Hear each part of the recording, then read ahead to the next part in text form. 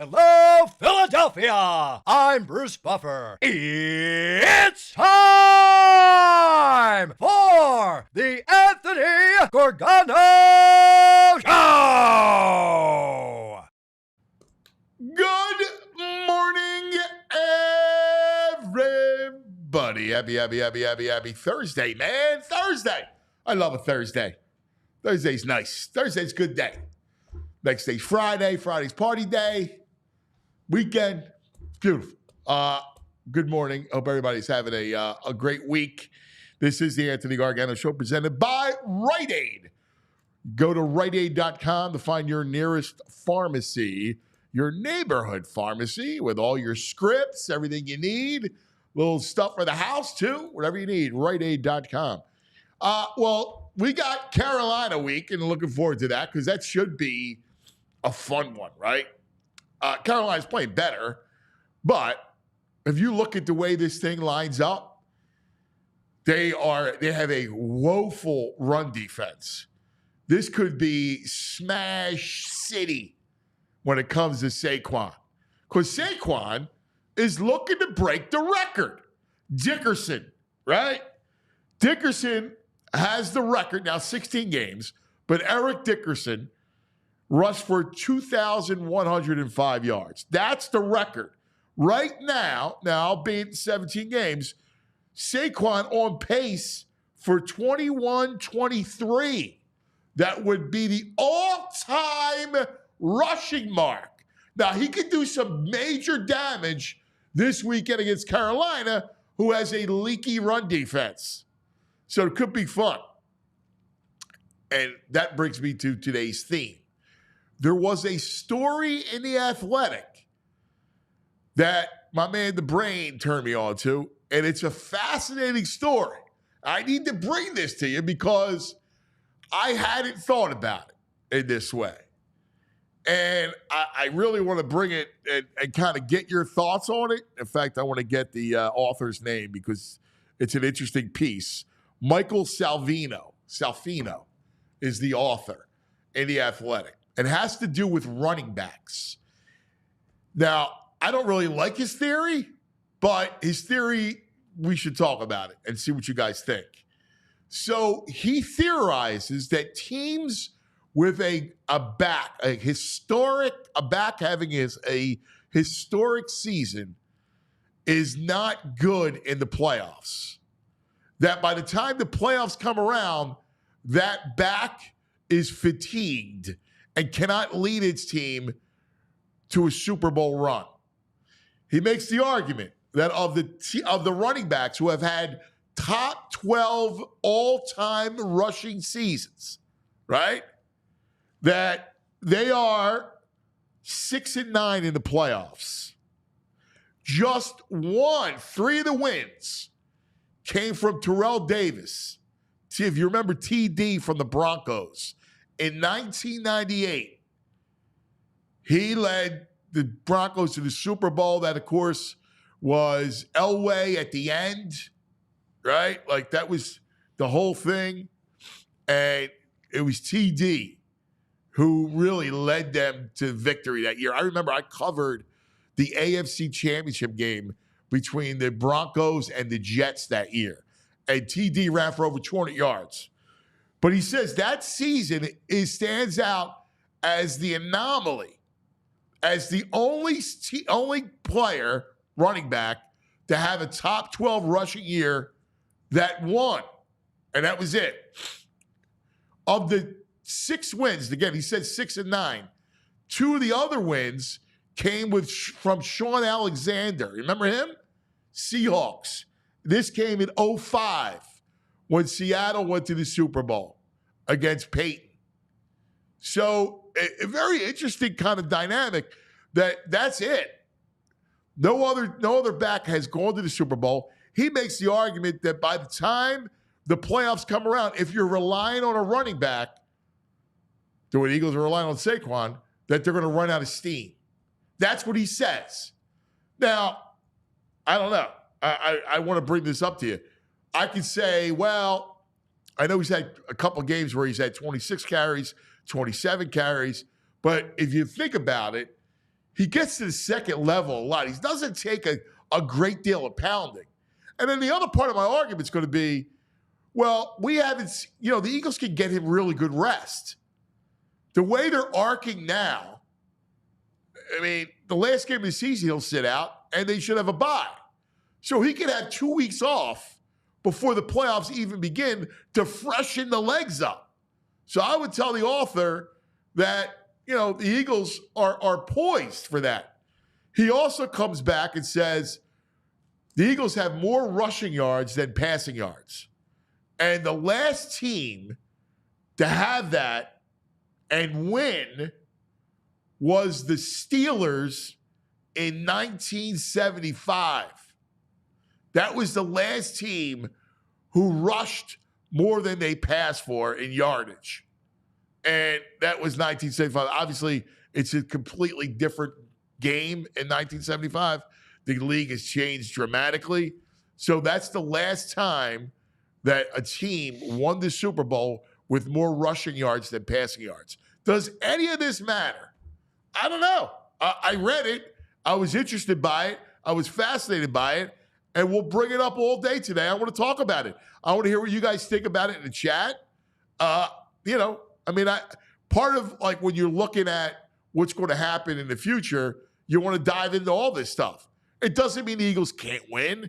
It's just you wonder, is there a correlation to a running back being the focal point of your team? Now, Emmitt Smith was an MVP, won the Super Bowl, but that year he was a holdout, came in late, and had only 228 carries. Saquon is on pace for 348 and a half carries.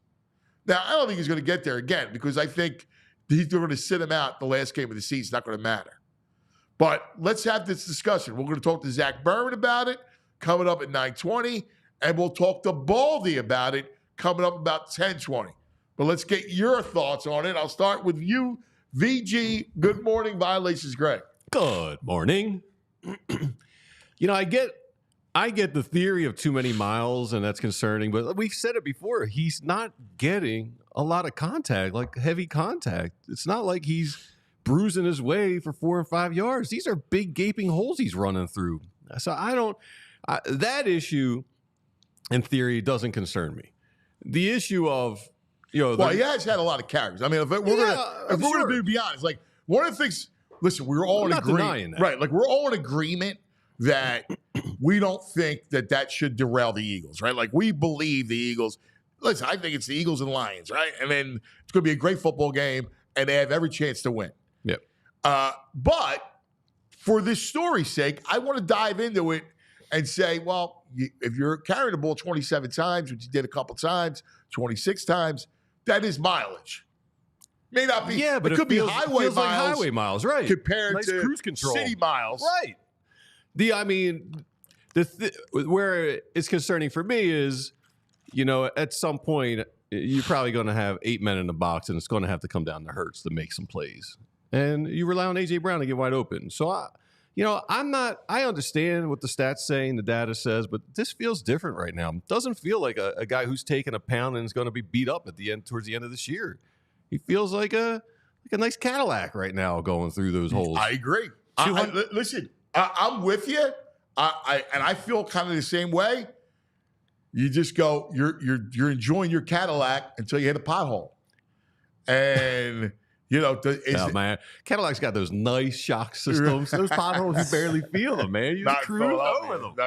Those things are like moon craters. You're going to tell me we're going to go back and be the 75 steel curtain Steelers? Let's go. I'm ready to go. The interesting thing about that is, which is cool about it, is that you mentioned steel curtain. The Steelers in 75 had that great defense. Right. Which this team has. Let's go. Right. So part of like what I glance at with the piece is, well, you're just talking about one piece of a team. You're not talking about their defense. You're not, right? Like the Eagles' defense has to be a part of the equation. I did a podcast yesterday. Nice guy, has a local podcast, and he asked me to come on, and he was a real nice guy, but very negative. Matty, right? He was real like everything was like, I want a title, I want a championship. Are you telling me the Eagles are a championship quality team? I go, yeah. Yeah. They're undoubtedly a contender. Well, I don't know about that. How could you say that? Well, look at their defense. Jalen Hurts, look at their defense and watch them play. They run the ball, play defense. Yeah. Like their defense is a top 2 defense in the league. Who was the horrible Ravens quarterback that won? If you guys a solid defense and a running game. Yeah, it plays. Brad Dilfer. Yeah. And Hurts is far better than Brad Dilfer. Yeah. Or Trent Dilfer. Trent Dilfer. Yeah. Brad Johnson won it too. That's the other one. Call out a spiral out saying, I look like I steal bike chains and not the bike. Yo, brother, what's that all about? That's a great line. That is a great line. That's a great line. He's stealing the bike chains. So to put some numbers to it real quick, because you're talking about Saquon and the amount of touches he's had. So far on the season, he's had 246 touches. His previous year, last year, was 247 altogether last year with the Giants. So you can see that he's going to surmount way more touches this year than last year. I feel you. I think the amount of carries, it's undeniable, right? But again, I think Greg has got a good point about the type of rushes. Like he does get to the second level. Their offensive line is elite. Like the right side of that line with Becton and Lane. You kidding me? Like you see the holes that he's running through. So we heard it last week. We had Z-Berm, Brad, everyone was concerned about Saquon in the rushing game, and they're going to have to pass because the Ravens had a good rush defense. And, and I were... Who was it? Huh? Who wasn't concerned about that? Yeah, me and you were running the ball, and Baldy's like, who's going to stop him? You can't stop these guys from running the ball right now. Iron sharpens iron. My bigger concern may be the trend of the year after this heavy workload. Agreed. I'm more worried about that and maybe get a second back for next year than I am for this year. I think this year... I don't know, man. He seems like he's having an easy year contact-wise. It's so interesting. This guy went through the top 12 seasons from running backs. Mm-hmm. So Dickerson is number 1, right? Mm-hmm. And Dickerson wound up losing in the first round. But here's the deal. In the game, he had 107 yards. So it's not like he got shut down. Right. He rushed 23 times for 107 yards. Then he goes... Adrian Peterson, which is they lose, but they're the Vikings. They never had an offensive line like this. Jamal Lewis in 2003, Barry Sanders in 97. Again, he played on a bad Detroit team, and you knew he was the only one getting the ball. Right. Derrick Henry, Terrell Davis. That's the anomaly, right? Yeah, the Hall of Fame quarterback helps. Yeah, but he was washed at the. I remember that it was all all TD.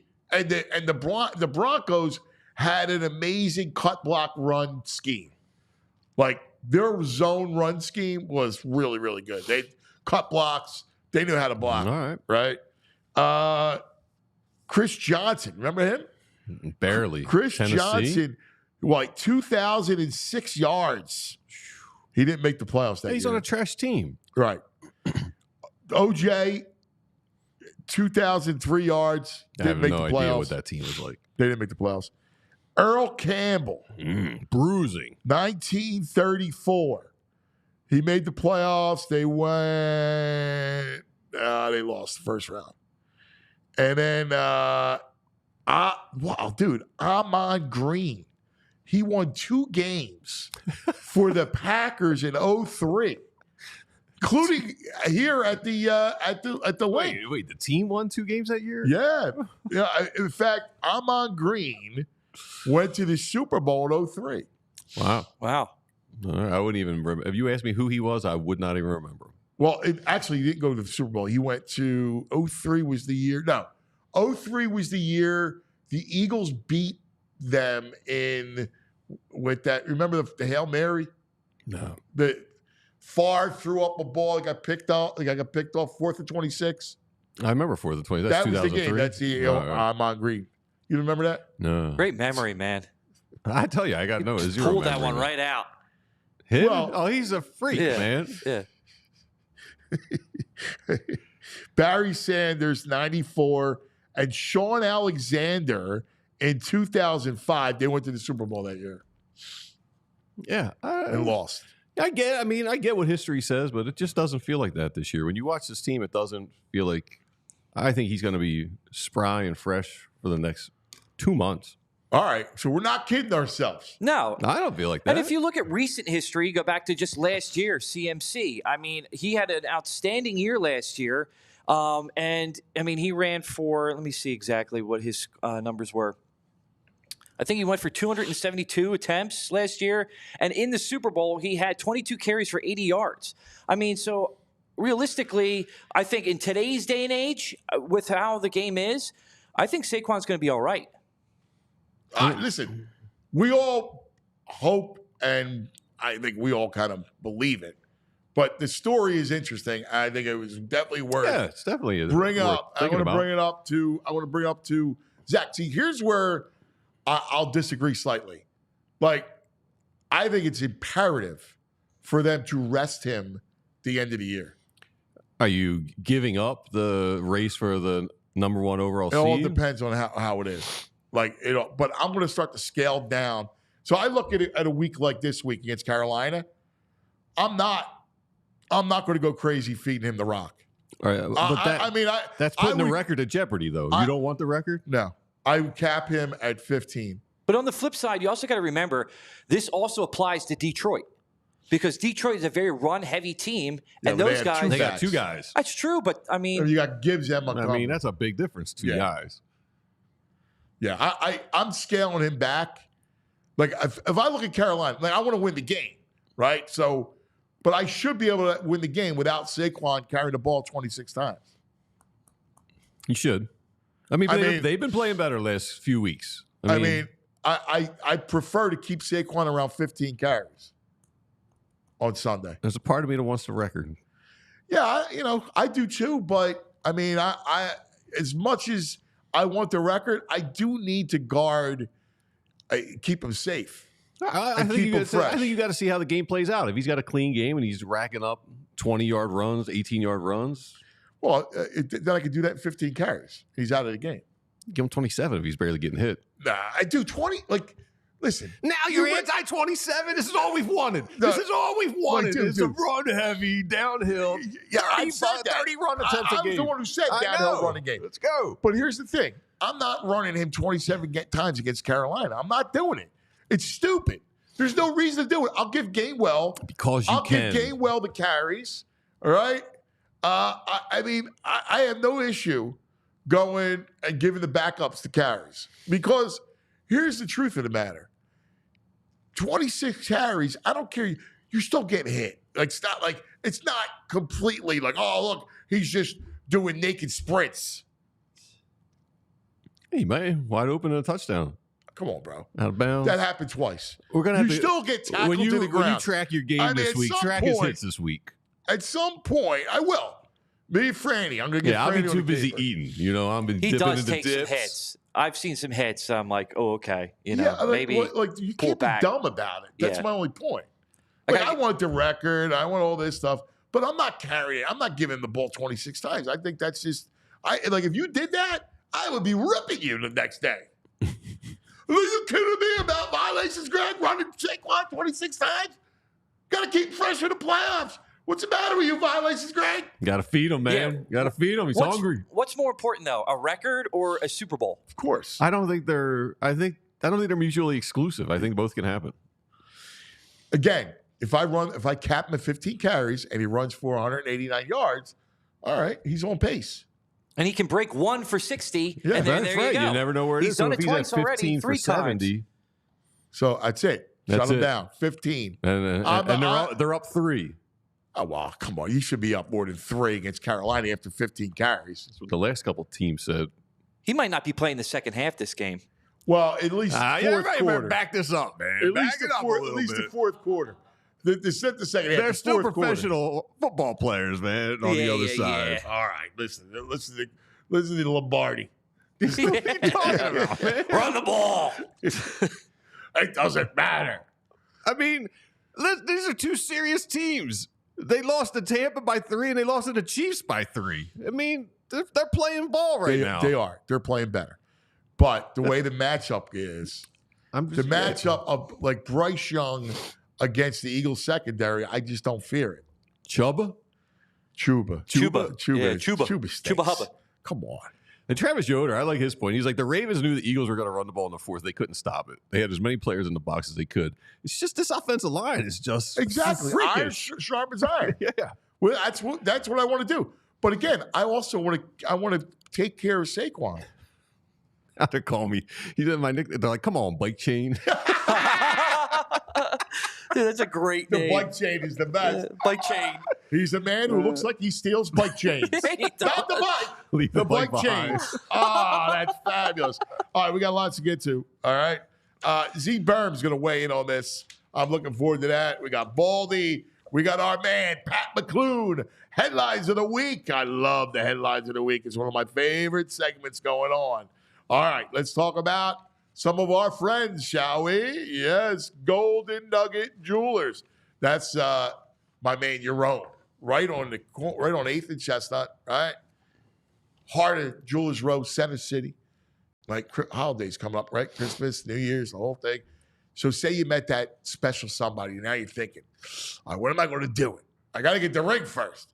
Well, now's the perfect time to go get the ring. You got all kinds of great deals going on at Golden Nugget Jewelers.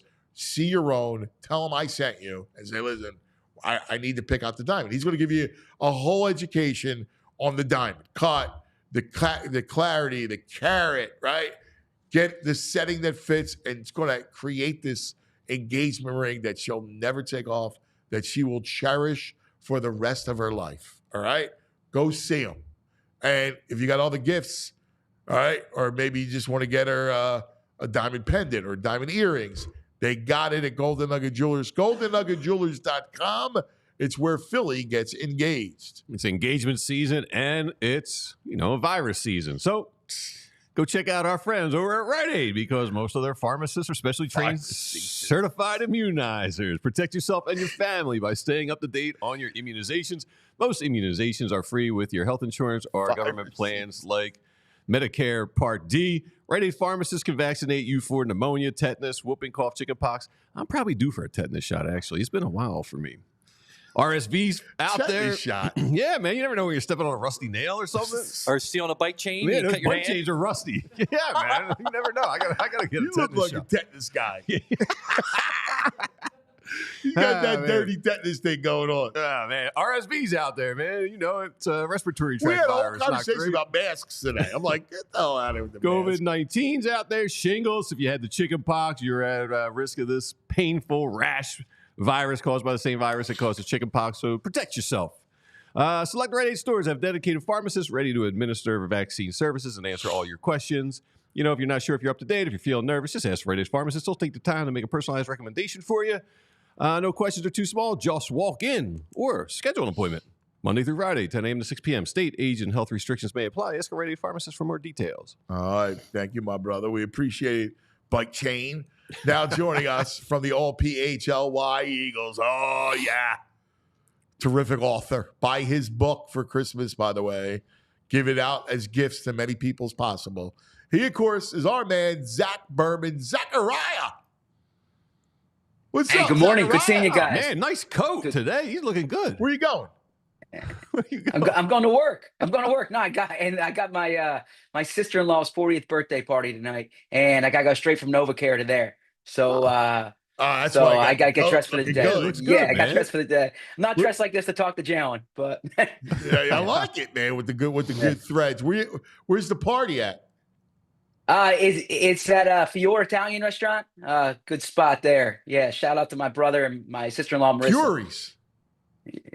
Fiore, Fiore. Yeah, they used to be Yeah, down at Fury. Queen Village. Yeah, now are they up in yeah, Fishtown yeah, now? Yeah, or Furies. Yeah, Yeah, they do yeah. good stuff. That's how you say it Yeah. in Italian. Yep.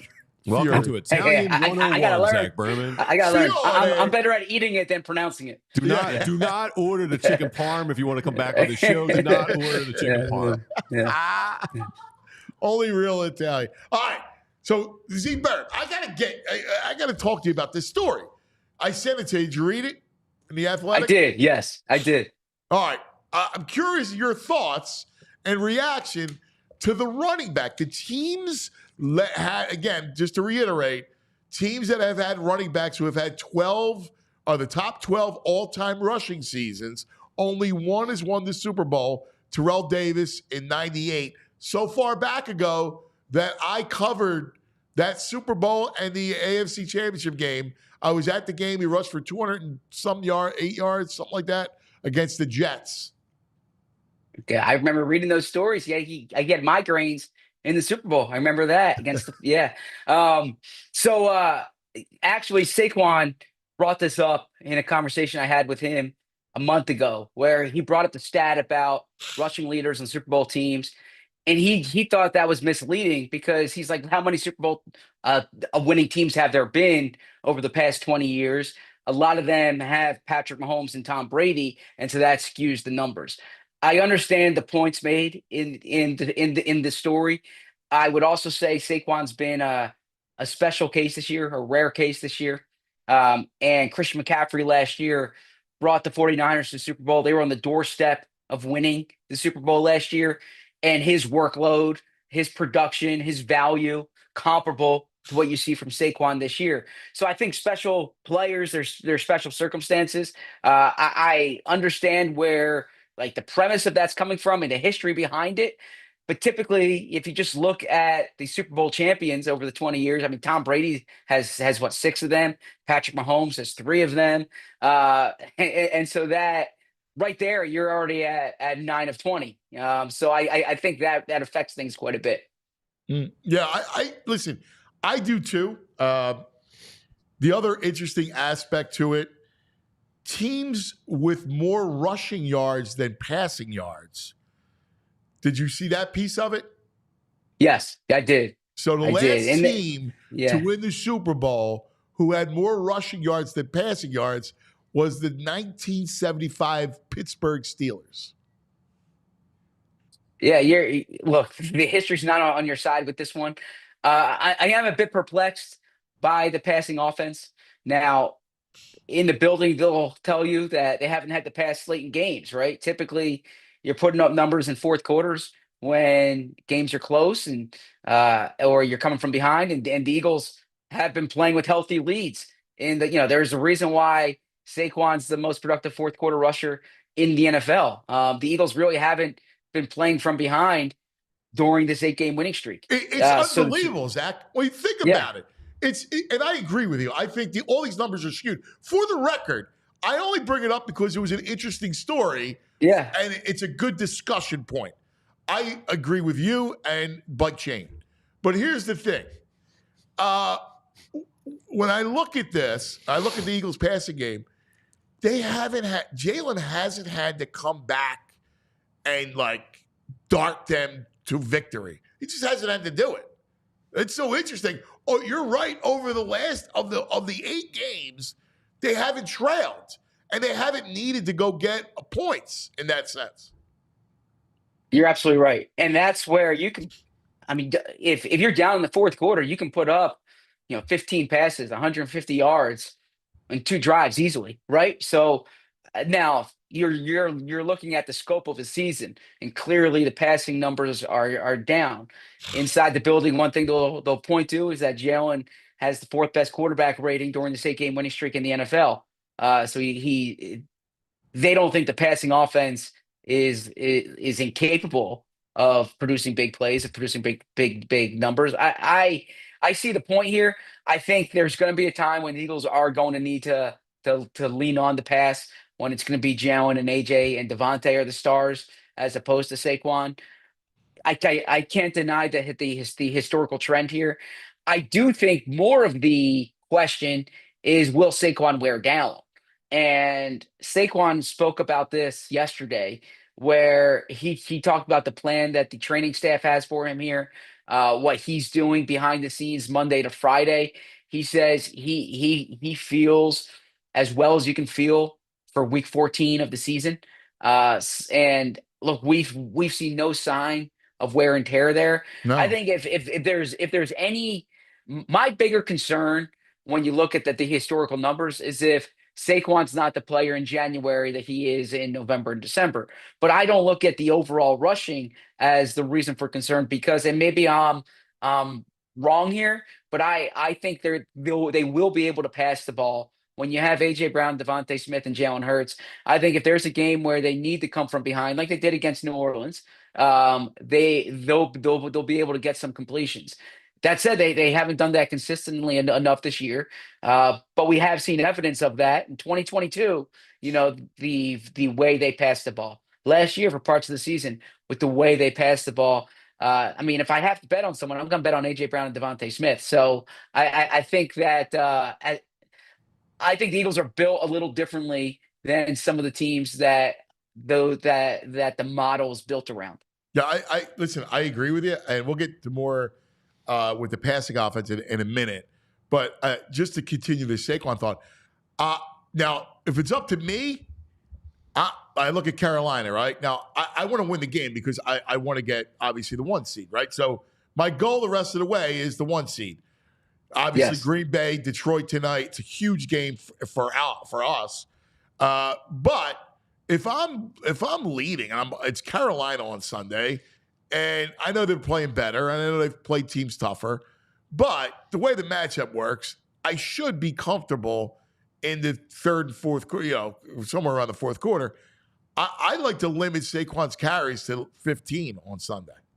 I like to start scaling him back and not giving him 27 carries, right? I like to start scaling him back a little bit. Now, it has to work within the course of the game, but I would like to scale him back a little bit to protect him. I see your point there. I received a text from someone earlier this week saying this could be a good stat padding game for Saquon, like that Carolina run defense. You saw what Bucky Irving did last week, right? Now, ideally for the Eagles, for long term, you want to be up 2 touchdowns in the second half, put in Will Shipley against his hometown team, right? And kind of give Saquon a chance to breathe, especially because you got a game against Pittsburgh next week it's going to be a physical game that, that's a game that can wear on Saquon. So I agree with you there. I think, if you're the best case scenario for Saquon and the Eagles is he gets a quick 100, $120, in the third quarter. And then he's watching from the sidelines like he did in the Giants game. That's exactly it. That's optimum.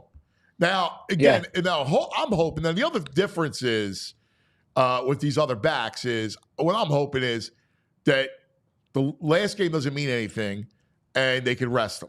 And you rest him there, and then he's going to get a bye week. The Eagles will be a top 2 seed, so then you'll get another bye week. So isn't only the first team gets a bye week? Only the top seed. That's the hope. Just the top 1 gets a bye, though. Right. I'm hoping that we have the 1 seed, and he gets right. He gets off 2 weeks in a row. Okay. Like that's the optimum scenario. Yeah. So I would say Eagles fans, you put down the cheesesteaks tonight and put your cheese heads on because you need to be Packers fans tonight, right? You need the Lions Pack, to go. Go Pack, go. I can't wait for tonight. Because after tonight, the Lions still have a tough road ahead of them Buffalo. too, right? So exactly, yeah. So San Francisco's on there, even though San Francisco's not the same as they've been in the past, but they can still. So I think that absolutely that if the one seed is in play. The Eagles obviously can't stumble. But if they beat Carolina, which they should, and they get past Pittsburgh next week, it's entirely conceivable that we're having that conversation the first week of January about whether or not they're playing their starters. Yeah, that's what I'm talking about.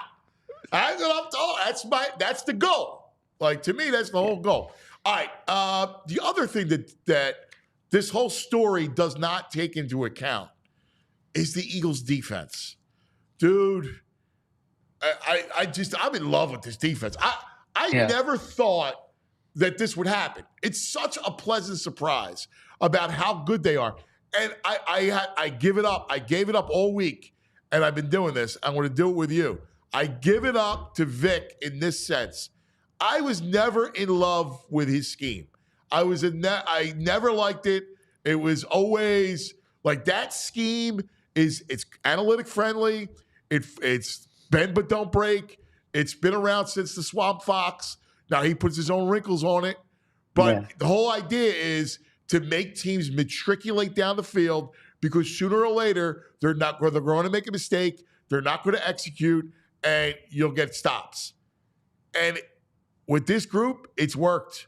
It's worked. They're so good, and they really don't have dominant edges, right? They're amazing up front with Jalen Carter. The linebacking plays elite, and the secondary play. I mean, we had Cooper on. Dude, I love that. It was kid. awesome. That was a great interview. I enjoyed it. God, yeah, great conversation. It was more than an interview. It was a conversation. Yeah, it was a good conversation with him. Yeah. I always like conversations. Interviews. Yeah, exactly. Right? That's for the White House and Ted Koppel. Yeah. I like a conversation. Koppel? Well said. Because Okay. For all those Gen Zs out there, he's like, he's a modern broadcaster, newscaster, Ted Koppel. Who? Yeah, exactly. Walter Cronkite. Yeah. When was Koppel? In the 90s? God, was probably 80s and 90s. Yeah. First one that came to mind. Proud alum of Syracuse University. Last time I watched. That's the last time I watched the World News. So two quick Fangio updates, and this is related to what you were discussing. The last time I was on the show with you was Monday. You wanted me to ask Vic about the adjustments after the first drive of games. I'm fascinated. So by I asked the chess match. I asked Vic the question, and Vic said there are some adjustments they do. It's not necessarily they don't change the game plan or anything like that. It's just kind of reminders about things that they're doing. But he says they just play better. He says there are adjustments, but it's just guys playing better as the game goes on. He says they don't really change what the game plan is once they're in the game. It's just kind of quick reminders about things that are going on. Wait, do you buy that? Because you've seen like dramatic changes. Like, the Rams went up and down on them the first two drives, right? And with with ease. And then they stoned them after that. You're right. Yeah, I think it could be a matter of, Vic. I think Vic calls a good game. He has good game plans. And I think when he sees what the other team's doing, he can kind of react accordingly. But there's also I need to give a lot of credit to the position coaches here. The Eagles defensive position coaches. This is a good group of position coaches. And I think one thing that they do particularly well is during the course of the game, getting in the quick reminders to the players. Hey, key in on this, watch out for this. And you hear in some of the mic'd up segments that the team has, the communication between, Zach Bond and Nakobe Dean and, Slay and some of the other guys. So I think there's a lot of just kind of understanding how the game's progressing, what the other team's doing, more so than I think of like Bill Belichick in one of the Super Bowls kind of scrapping his plan and adjusting in the middle of the game. Vic said that's not the case. The second thing, and this is to your point, I asked Vic what number, what like data point or metric point he really values in a game.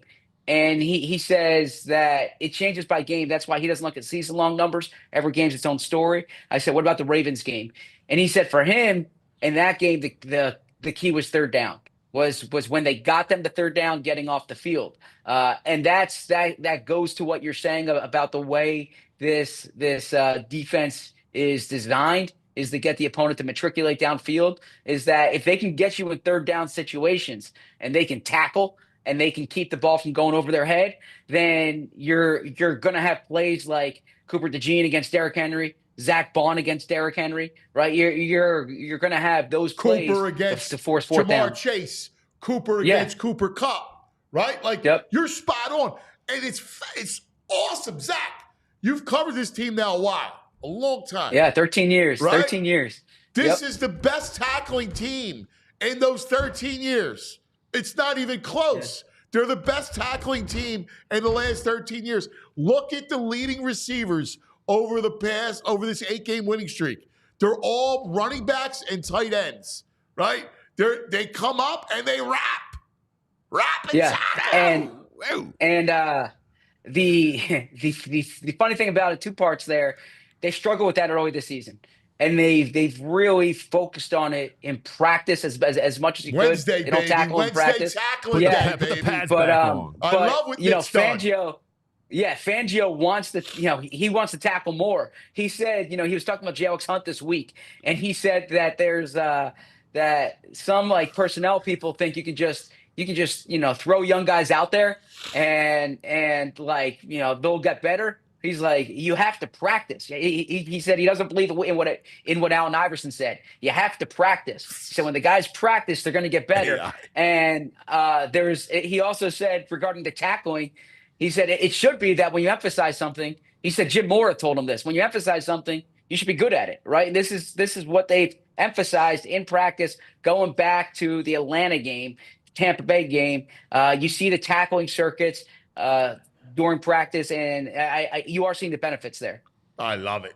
I completely love it. Hey man, Zach, you did a great piece. I think it was yesterday, talking about like how the scout team players where like J.Alex Hunt is playing well, and the starters know who's going to play well because of how good they are as a scout team. And man, you brought up a name like the entire secondary brought up Danny Gray. Never heard of this guy, and they all rave about how his speed and his twitch. Have you seen him practice? Is he impressive? Has he got any chance to get some playing time? Yeah. So first off, I appreciate the plug for the story, and it's kind of this locker room survey I do each year because first off, players know. I think coaches in front office sometimes they have a vision for a guy and they try to get the player to fit that vision. But players are honest. Players know who's working. And then the other thing is after training camp, I'm not out there at practice beyond individual periods, right? So Danny Gray was someone the Eagles signed to the practice squad before the season started. He was a third-round pick out of SMU by the 49ers. And he's someone who, I think if he was here during the summer, maybe he would have had a good shot to be on the 53. He's really impressive behind the scenes. He was a speed guy at SMU, and 4 different players brought him up to me unprompted. Cooper DeJean, Danny Gray, Reed Blankenship, Darius Slay. So there were a few guys there, and this is a name that I would watch out for because when I've done this in the past, players have usually been spot on about watch out for this guy, watch out for this guy. They, as I said, they tend to know. That's why I do that story. It's a great story. It's interesting. It's great journalism, dude. Appreciate that. They know who's good. You always know. You know, this kid's got talent. Like you could see it. And they know it that we don't because we're not there, right? Throughout all practice, we're not allowed to be there. It's a great piece that you do. I got to tell you, I love it. Hey, real quick on the passing offense, I think it's really interesting what they're doing a lot of, and they did a lot against the Ravens, and it worked, which is a lot of the zone read stuff, play action, zone read, play action, which really makes it a one read passing offense, and it's worked. Jalen seems very comfortable with that, when you're doing play action off the zone read, one read, bang, balls out. Yeah. Is that accurate? Well, your eyes are accurate there. That's absolutely what's happening. Now, the other part of it, it's concerning that the drop back passing game hasn't been nearly as effective as as the play action RPO game. I think Jalen has a good grasp of that. I think that's a good way to get rid of the ball quickly. Usually to find AJ, that works there. You would like to see them more effective in the traditional drop back game, but the play action RPO game is definitely working. Yeah, I just don't think he's that type of quarterback. Yeah. I mean, I think he's better off. See. He's just his strength. I mean, that was 2022. 2022. Yeah. This is basically, the RPO play action is what gave him the big year in 2022. Because even more so, because defenses didn't know they were completely on their heels. Yeah, and when the Eagles weren't, in motion last year, someone said to me was, if it's 15 yards to AJ Brown at the end of the play, what does it matter what it looks like before the play? So to that point is that if the play action RPO game's working, and if it gets AJ Brown 15 yards, keep doing it. Keep doing it. If the end result's what you want, keep doing it. I think the same thing. Like we make too much of, is he labels?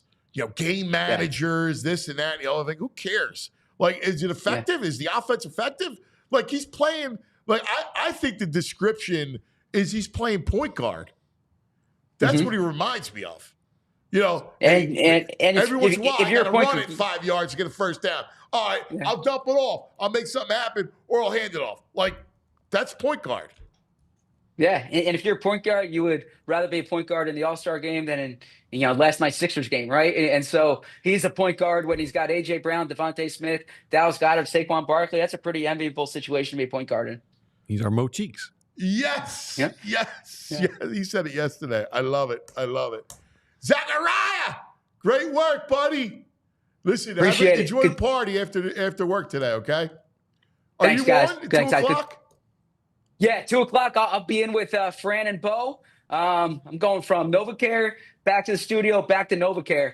So it should be it should be a good locker room today too. A lot of guys I'm looking forward to catching up on. So we'll have all that coverage on allphly.com. By the way, quick nugget, because we're a Philly show here. Bryce Young, did you know this? Bryce Young is from the Philly area. He was born in Lankenau Hospital.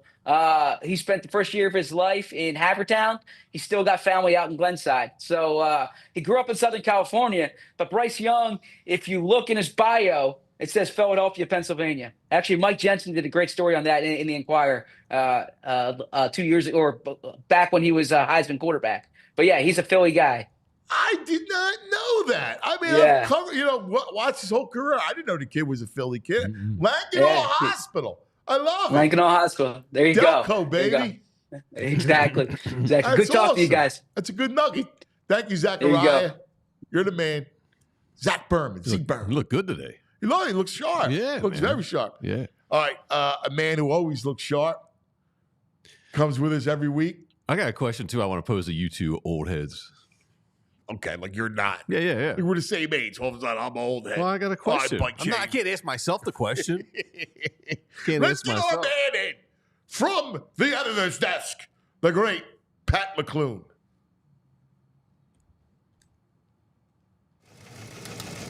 Extra, read all about it. This just in, ladies and gentlemen, and all the ships at sea. It's time for headlines from the editor's desk with Pat McLoone. There he is. What do you say to him? What's going on, Anthony VG, how are you? What's up, Pat? Anthony, as I told you, I thought you and VG did a great job with Cooper DeJean. It was great to see it. VG's been very good to me over these weeks, and I wish I could have been there. VG, if you shouted a little earlier, I would have had this thing to you. Oh, man. I wish I would have known. Where did you get it? Why do you have an Iowa hat? Well, in this case, it is because a good friend of mine, Mary Pat, worked in healthcare, and she retired, and she used to open stuff throughout the country to open insurance for her company in various states. And when she was retiring, they gave her hats from every state she worked in. And she knew that I had an affinity for Iowa because, as you know, my former teammate is the head basketball coach at Iowa. Yes. So, and she is a woman who looks good and certainly doesn't need a hat. She can hold her own with her own head. So she gave me the Hawkeyes hat, and I thought when I heard that from VG, I wish I was there for the man. Yeah, that would have been God, great. that would have been awesome. Yeah. To go, Coop, you were having that Iowa hat Dude, I on for wish. Coop. Yeah. That would have been fantastic. I love that you have a friend, Mary Pat. Like, I totally course. see that. Totally see that. Yeah, the chat is spot on today. I'm stealing bike chains. Philly Hill says, Pat reminds me of a social studies teacher. Brother, yeah. Speaking of social studies, I saw Zach. He should have had an old school pipe in that room he was in. That was one library, I thought, right? Man. He was dressed for a nice party. Yes. Put in a pipe. He would have looked, I Make wonder it if he had look patches on those elbows. Exactly. Very good. Yeah. A corduroy thing with the patches. The whole outfit.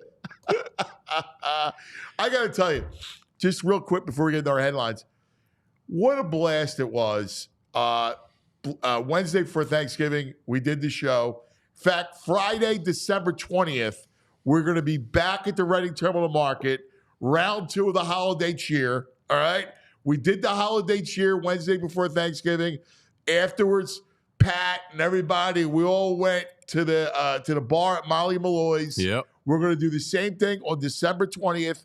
It's a Friday. All are invited to hang out with us. But having a couple pints of Guinness with my man. The best. The best, dude. Yeah. It was the greatest, Pat. It was fabulous. And it was great so much meeting all your friends. Tooch, your cousin Joey, really good guys. We had a lot of laughs. You weren't letting me get out of there until Joey showed up, and I'm really glad you didn't.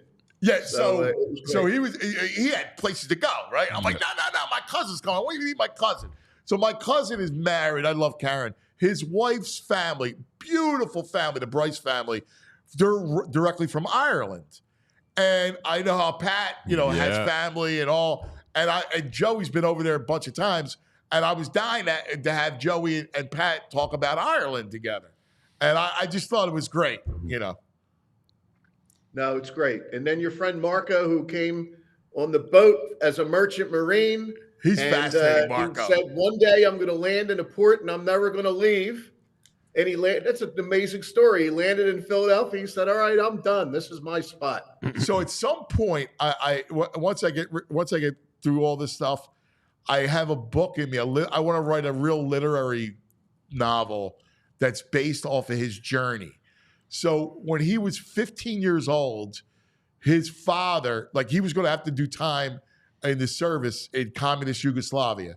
So his father at 15 drives him to Zagreb and then on to becoming a merchant marine.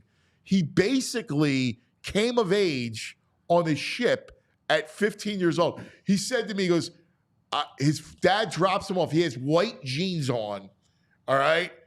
He goes to Romania and to meet the ship, and they tell him to clean out the coal bin. He's like, I didn't have any clothes. I got white jeans on.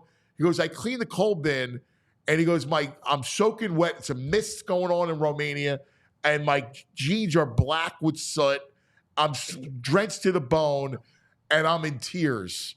And he goes, a guy took me under his wing and told me to hear there's clothes at the bottom of the ship. They were from a dead man. He had new clothes, and then that begins his new journey. And it ends with the South Street port, where he comes off the ship in South Street, spends a week living, or actually probably a month, living in the basement of a donut shop off of South Street on Bainbridge Street. It's a great, a coming of age story. You could knock that down in a 500 page book easily, just with the vivid description of that. But no, Marco and Tooch and Joey, all great. I was really thrilled to see everybody. Best. All right, I blathered enough. Can I now have my elders here? Can I ask this question? Ask the I'm question. willing to say something that feels blasphemous, sacrilegious. I love the Palestra. Feels like the greatest college basketball venue until you see a game at Cameron Indoor Stadium. And I think that vibe in there is probably the greatest place to watch a college basketball game. That game last night with Auburn was electric in there. And those kids go crazy. Pat, Well, you it go was first. great. It was great, but if you put that game in the Palestra, it would have every bit the vibe plus. You know, I mean, why is Cameron? Why are there Cameron crazies? Because the program's crazy, and they bring in people every year to do it. But just venue to venue, and you're right, you love the Palestra, but venue to venue, and I've never been to Cameron. I can't say that I have. But you know, the Palestra, that stands the test of time for me on anything. But I can understand what you're saying. So I years ago when I was at the New York Post, I did a story where I slept out in Krzyzewskiville before the Carolina game. So I pitched the story. I was like, yo, I want to go with those kids and I'm going to spend a whole week and I'll have the hotel room, but I'm going to sleep outside. I went and found these kids. I said, listen, I'm going to buy you pizza every night. All right. Maybe a couple of pops, but I'm not telling anybody. And then let me hang with you. And they're like, yeah, man, hang with me. So I spent a week sleeping out with them. I went to the hotel to shower, but I hung with them the whole week. And then I went to the pep rally on Friday. Coach K saw me, kicked me out of the pep rally. It was amazing. It was like, 10,000 people. It was an amazing experience. It was such a Did you experience the game? I went to the game. The game was Carolina Duke at their heyday. Right. And it was fabulous. It really was. You're not going to be like Pat and go, I mean, Palestra is Palestra. Like, that arena is awesome because of the program, not because of the building. Okay. Makes sense. Right? Yes. All right. Hang in 1 second, Pat. Then we're going to do the headlines. We just got to pay some bills. So Absolutely. Let's talk about the BetParx Sportsbook online casino app. My God. In fact, last night, how about it, Frage? We had a great time last night. Oh, awesome Cousins time. Corner. And then the brain was giving all kinds of good ones, all kinds of things. So listen, check out the BetParx Sportsbook online casino app. We got a big football weekend, right? And the college game, Penn State, Oregon. How about that? Oregon's is a 3-point favorite. Penn State, by the way, is to win it all. $25 brings back $118.75. My pick was Notre Dame. $25 brings back $200. But when I told, in fact, Matt Hannon, who runs the whole book, I had told him I loved Notre Dame. That was weeks ago. They were 28-1 when I said it. And now they're down to whatever it is. It's 8-1. What's our team at? Let me see. So you got to love it. What are the Vols at? Your team. Our not my team, team. man. Not mine. Yeah, we're Irish. I'm rooting Notre Dame. You know that. Listen, I got Penn State 22-1. You got to be 21. You got to be in PA, New Jersey, Maryland, Ohio for the BetParx Sportsbook online casino app. Don't forget, double the spread on Friday. It's always great. Last week it was the Eagles. They doubled the spread from 3 to 6. So you get it. It's Friday at noon. So make sure you're on the app Friday at noon, and you'll get a really good play. Double the spread.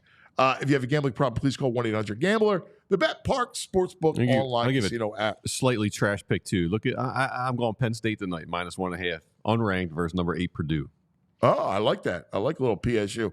And we want to tell you about Primo Hoagies. Primo, it's in the name, man. Going back to the original on Rittner Street in South Philadelphia, 1992. I remember the opening. Everyone went nuts. What's this new? Do you have this new hoagie joint?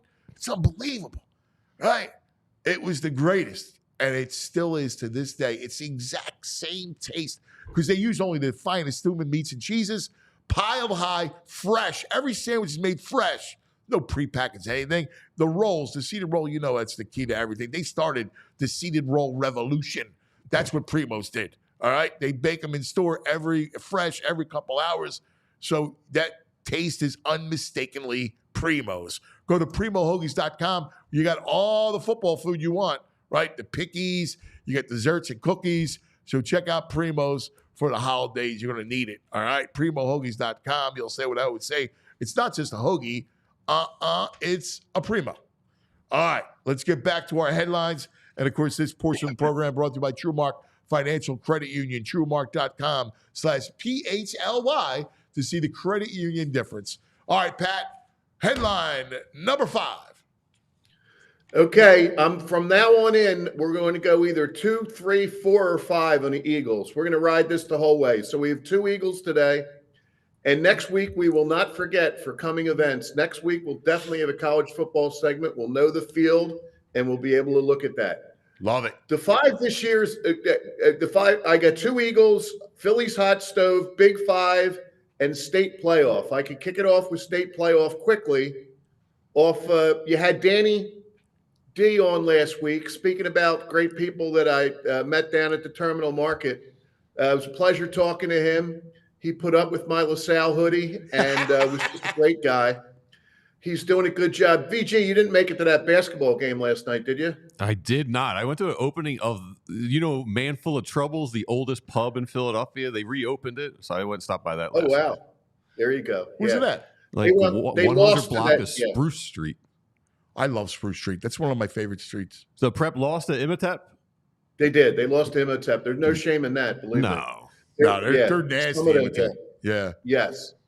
But anyway, the headline on that is Philly, high school hotbed. And there are the logos nicely displayed by the great Andrew Frazier that, as Danny talked about, starting tonight with Bonner Prendy, there will be 3 nights in a row, Class 4A, 5A, and 6A, where the Catholic League has a team in there. Now, get a load of this. There is the division called the Catholic League Red. There are 6 schools in it. 3 of them are going to the state playoff final. And none of the 3 won the regular season. So what? LaSalle actually beat St. Joe's Prep in a regular season. They went 5-0. St. Joe's went 4-1. Bonner 3-2. Roma and so on. So it's amazing that division puts out that talent. Now, as it talks to a hotbed, there was a thing on Twitter where schools that are well organized and publicized, and St. Joe's Prep's terrific at it, they had a thing where their kids for a signing day. And they had these guys across the board, and these kids across the board, Anthony, on that team are going to Monmouth, Ohio State, Notre Dame, Penn State, Temple, Syracuse, and another Ohio State. One squad. One squad. My God, I love it. I freaking love that, man. That is so awesome. This is our area. We are. Listen, we love football. Yeah. It's about time. I'm tired of Texas. All right. I'm tired of Western PA. Yes. All right. How about Southeastern Pennsylvania and New Jersey? Yeah. All right. We got a great area. And speaking of Texas and Florida and Alabama and Georgia, they've all offered the Roman quarterback, Samaj Beals. He's a junior. He's broken the Catholic League passing record set a few years ago by Kyle McCord, and he's only a junior. Oh my God. He set it as a junior, and he's coming back, and every team in the country wants the Roman quarterback.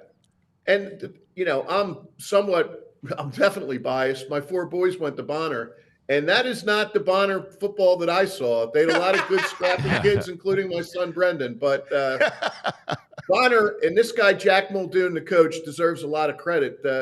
Bonner in that 4A final is really amazing. They have a kid who's a West Virginia guy, a wide receiver who broke all the Bonner records, a tall wide receiver, Jaleel Hall.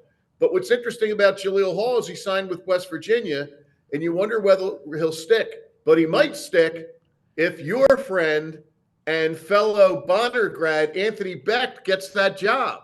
Yes. Because I've seen the newspaper reports down there. They're pushing hard for Anthony. Yes, and Anthony's interested, and they're pushing hard. I know he's interested, and I think he would be phenomenal choice. I think Ant would be great at it, man. He's alum. He's he's been in that XFL thing. He's coaching there. He's kind of got a whole feel about it. His son Rocco, of course, is the quarterback at Iowa State. Yes, getting better too. Sophomore, and maybe even Rocco would come with them.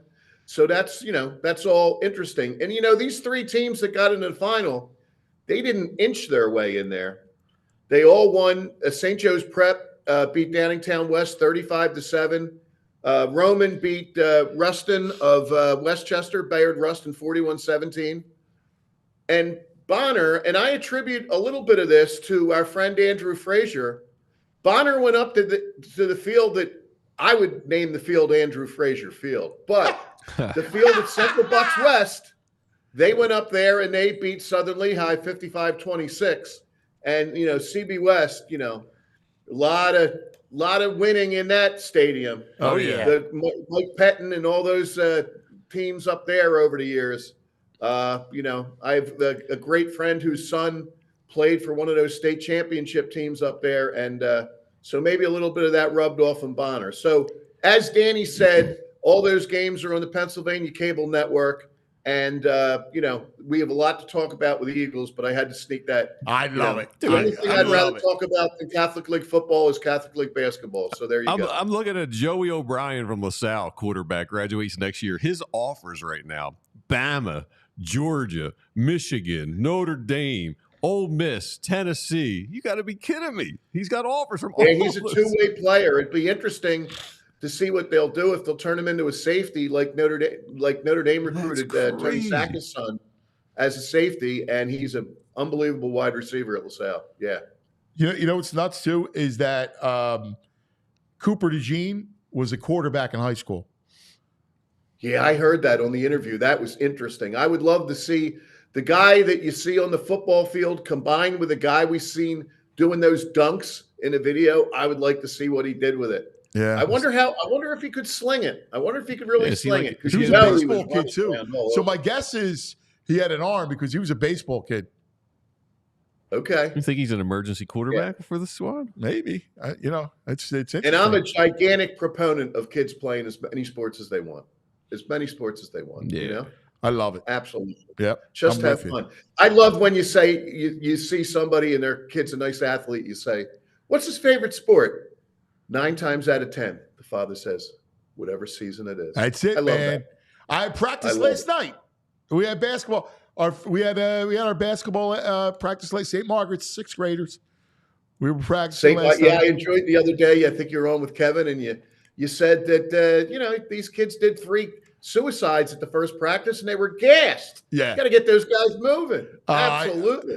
At the end of practice last night, they were like huffing and puffing again. And then, I'll save them, right? Like, all right, Moss, if you make the free throw, you guys don't have to run, and then they come, and I'll call all the kids, Cooper, go ahead. And then one by one, they miss. We got to run. And then somebody makes it. Thank God. Oh, yeah. Absolutely. Yeah. The best. And one of the reasons Villanova was so great was because of that foul shooting. One last note on the high schools, too, is these 3 schools, all their quarterbacks are back. Bonner Prendy's quarterback's a sophomore. Samaj Beals will go. He and Joey O'Brien will go anywhere they want. At Roman, he's back for another year. And St. Joe's Prep, Charlie, the quarterback there, is a sophomore, and he's a terrific player too. Charlie's a really good player. Really good player. Charlie can play, man. And again, he's a sophomore. Him and Jet Harrison are the hookup. Wow, man. These 3 kids, that's freaking fabulous. All right. Let's go Big 5. Okay. And the headline there is keeping the Big 5 alive. And it's really interesting that VG brought this up. I would argue, and that there is, it goes to show you right there, guys. Every year, the Daily News did a March Madness pullout, and it was so popular that we actually put the paper inside of it, and we called it a wrap. Yes. And the reason I picked this one is that is the 2016 March Madness. And it's the last time 3 Philadelphia schools went to the tournament. As you know, they haven't gone anywhere. And they're trying this Big 5 Classic and maybe they're thinking but I almost wish that they would put 8,500 people in and pack the Palestra and do it at the Palestra. Yeah. So, I get the kids want to play at the NBA arena and stuff, but that feels like it should be at the Palestra, jam packed. I think so. Yeah. Has to be. But and it's been a while since they've had it, and we all love the Big Five, and you worry whether it's a thing of people our age or whatever. And you think it's been forever with a tournament, but since 2000, there have been 25 non-Villanova appearances in the tournament. Hasn't been much lately, but they'll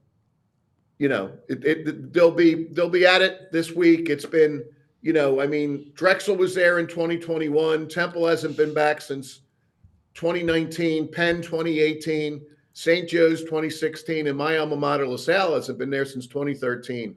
But at least John Giannini made a run of that one by winning 3 games back in the day. The Southwest Philly floater. That was the greatest, man. That was a great run. That was a lot of fun. All right, let's break up the birds. All right, we'll go Eagles. Okay. I got offense and defense. We're gonna go offense. Let's go Eagles. I know we are. I know who I'm dealing. I know who I'm dealing with here. 1 week it's going to be obscure Eagles, and you're going to bat 95%. I saw a guy the other week. I think his name was Seiji Ajira Rotu, and I thought I never heard of that guy. But we'll see how you do on that one. All right, now bear with me on this one. My headline on the Eagles offense is Santa claustrophobia. Okay. Wow. Oh my God, Andrew, you're picture. unbelievable. Unbelievable that you pulled that photo. All right, now it really struck me, and I got to bring this thing home. Is I don't think enough has been talked about that tush push touchdown. I was mesmerized by it. Just picture this. Hurts takes the snap, and he bobbles it or fumbles. And he's got no time to react. The guy has to look down in this pile of close to 3 tons of people and figure out how to get the ball. And then he has the presence of mind to kind of look and find this crawl space and stick his hand in there to get the touchdown. I mean, I'm the kind of person that I am claustrophobic. Nothing would freak me out more than getting stuck in something like that. But I just thought it was incredible. Awesome. Incredible the way his heart rate goes and all. He's Yeah. able to do that and then look and find a thing and stick it in over there. It was just, I don't think enough was said of it. It was an incredible athletic display of poise. You know what, Pat? That's a great point. It's a great point. Like to when you have to actually look down, knowing that play, pick it up, and in one full motion, do a push like that to try to get in. I mean, you're right. That's incredible. Great body control. And I've never really played the game, but I've always been fascinated that, like, I would hate to be the guy, just the notion of being at the bottom of a pile. Yeah. Because, if you get some dirty players and all, they're poking at your eyes and you got all that stuff on top of you. We're going back a little ways. Back in the day, Rite Aid back in the day moment is your book, NFL Unplugged. You had a lot of stuff. You really dealt with a lot of the in the trenches stuff there. I was fascinated by that. Like that, really talking about it. Yeah, like those guys were, and like the big thing was like, I mean, they used to go after your privates. Like they're nasty. Like they knew every weak spot, every injury you had. Like if you had an ankle and you were a running back with an ankle in the pot, they twist it. Like, I mean, those guys were merciless. But to your you point, got a Pat, lot of people to your point, open man, up. how You many got a lot of people to open up to you about that. How many times do you see someone try and just pick up a football in the wide open area and they can't do it? to have all those bodies come crashing around you to be able to do that. That's a good call by you. Good point. Yes. Hey, while we're talking Eagles offense, let me run this by you real quick, and then we'll do our last two headlines. There was a piece in The Athletic, I don't know if you read it, about the usage I heard the of discussion Saquon. with you and Zach. Yes. So I'm just curious, where do you stand, or would you be looking to limit or cap Saquon's carries over the last 5 games? I'll tell you what. I would be a fan of one of my friends, Pat Franch, just sent me the thing. He says he doesn't believe he's going to break Dickerson's record, and I hope he doesn't. I mean, it's going to be, I don't want to I want the guy to have every record in the books. Right. But in order to do that, he's going to have to maintain, well over 100 yards a game. And like you said, I'm hoping that there's a game in there where he has 17 carries for 72 yards and we call it a day. I think that if he breaks the record, it's going to mean that the Eagles really had to do it the hard way. Yes. And yes. In a perfect scenario, he can kind of, we'd need him and a quarterback in one piece going into the playoffs, and I think we got a great chance. Yeah, I'm so with you. So with you. And look, I mean, we can say all we want about how, 27 carries, but he hasn't been hit hard. 27 carries, 27 carries. Like you got to limit that a little bit going into it. I remember covering that Terrell Davis run, and he was phenomenal that year. But that's kind of an anomaly. So I think the best you could protect him, I think it is. Just and works. My feeling on the stat is twofold. On one hand, you're going to have to be able, if somebody figures out how to put enough people in the box and limit it, you're going to have to be able to pass your way out of it. So you can't win if you're not capable of lighting it up in the passing game. But by the same token, the NFL is just a league of trends and followers. And 2 years ago, it was the RPO, and everybody's saying that you got to pass first and knocking it and all. But, if the Eagles have some success, you'll be real surprised how many teams become run heavy because it's a league full of copiers when the hot thing is going, Yeah, you're spot on. I mean, look at it. The two best teams in the NFC are the Eagles and the Lions, and both are run-dominant teams. Yes, yeah, we'll see. And I am so with you, Anthony. Boy, there's never been a bigger reason to try to get to that number one this year. Eagles, Lions at the link as opposed to on the carpet. Those could be two different ball games. I actually thought one of my categories this week would be called Lion Tamers. We need to get some Lion Tamers, starting with the Packers tonight. Yes, I love the Lion Tamers. Yes, I love that. Need it.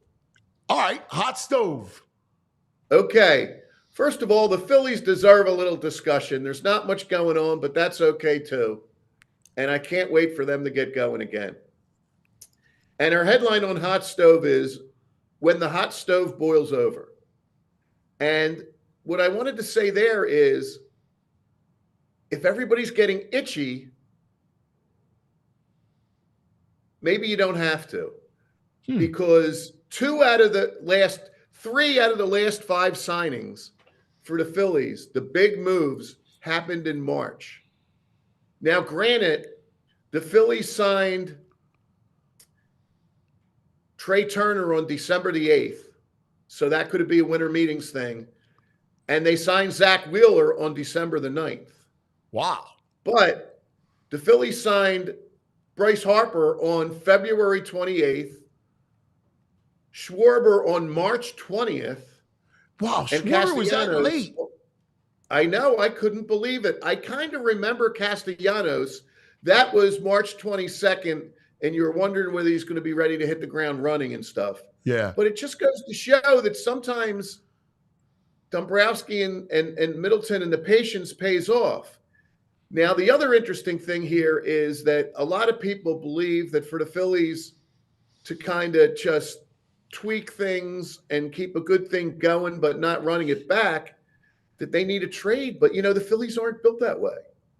The biggest player on the Phillies who was acquired in a trade is Brandon Marsh. Mm-hmm. all the other key cogs, the 3 top pitchers were either Wheeler as a free agent, Nolan Ranger from the farm system, and we sure hope Painter's in that mix. And then the guys that I just mentioned, those were all free agents. And, Bohm is homespun and Stott's homespun. You'd have to go way back. I shouldn't have said, I misspoke when I said that Marsh, because I'm forgetting to go way back. They did acquire JT in a trade. Oh, That right, was a right, big deal. Yeah. So, I tell everybody, as you know, keep your eyes open during a winter's meeting. Something big could pop. But then again, if it doesn't, no need to panic.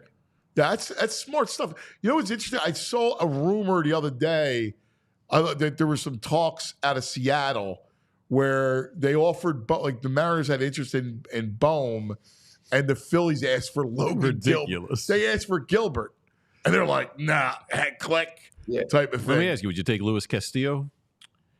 I don't know. He had a bad year last year. Yeah, I mean, it wasn't a terrible year. It was a bad year for him, but not terrible. I just need to do more due diligence in his stuff. Mhm. Like, I just remember him not being himself. Yeah. But, it's a guy I think about. Hey, have you guys saw, which I can't believe they're actually trying to talk about this, the golden at-bat rule?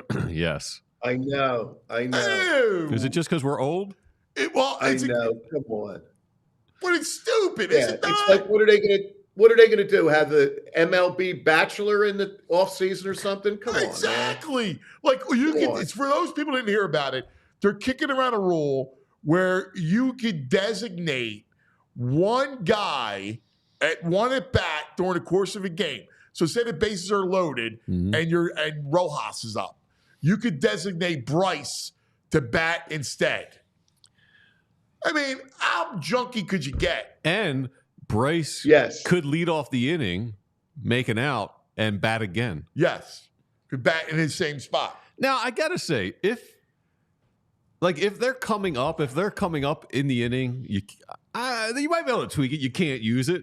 But for a one-off, I don't know. You like it? I'm willing to listen on this. I'm willing to listen. It makes it too arcadey. No, It I becomes an arcade I close game my at that ears point. right away. I'll tell you that. In the ninth inning, I'm willing to listen. I think it should be only be in the ninth inning, and you can't use them if they're due up. You can't use them. I would be down with that. That's a total no for me. I'm out. Look, sometimes things happen to A make it big better. game, and you got Marsh and Rojas coming up. You're like, oh man, give me that golden bat. Give me the golden bat. You can't chase the whole game. That's why you have 9 guys. It's like a pinch hitter. It's just someone who's already in the game. That would pitch hitter. That's like saying it in the NFL that they're stacking a box against Barkley, and you get one play where the other defense has to play. Power play. The pass out defense. Yeah, come on.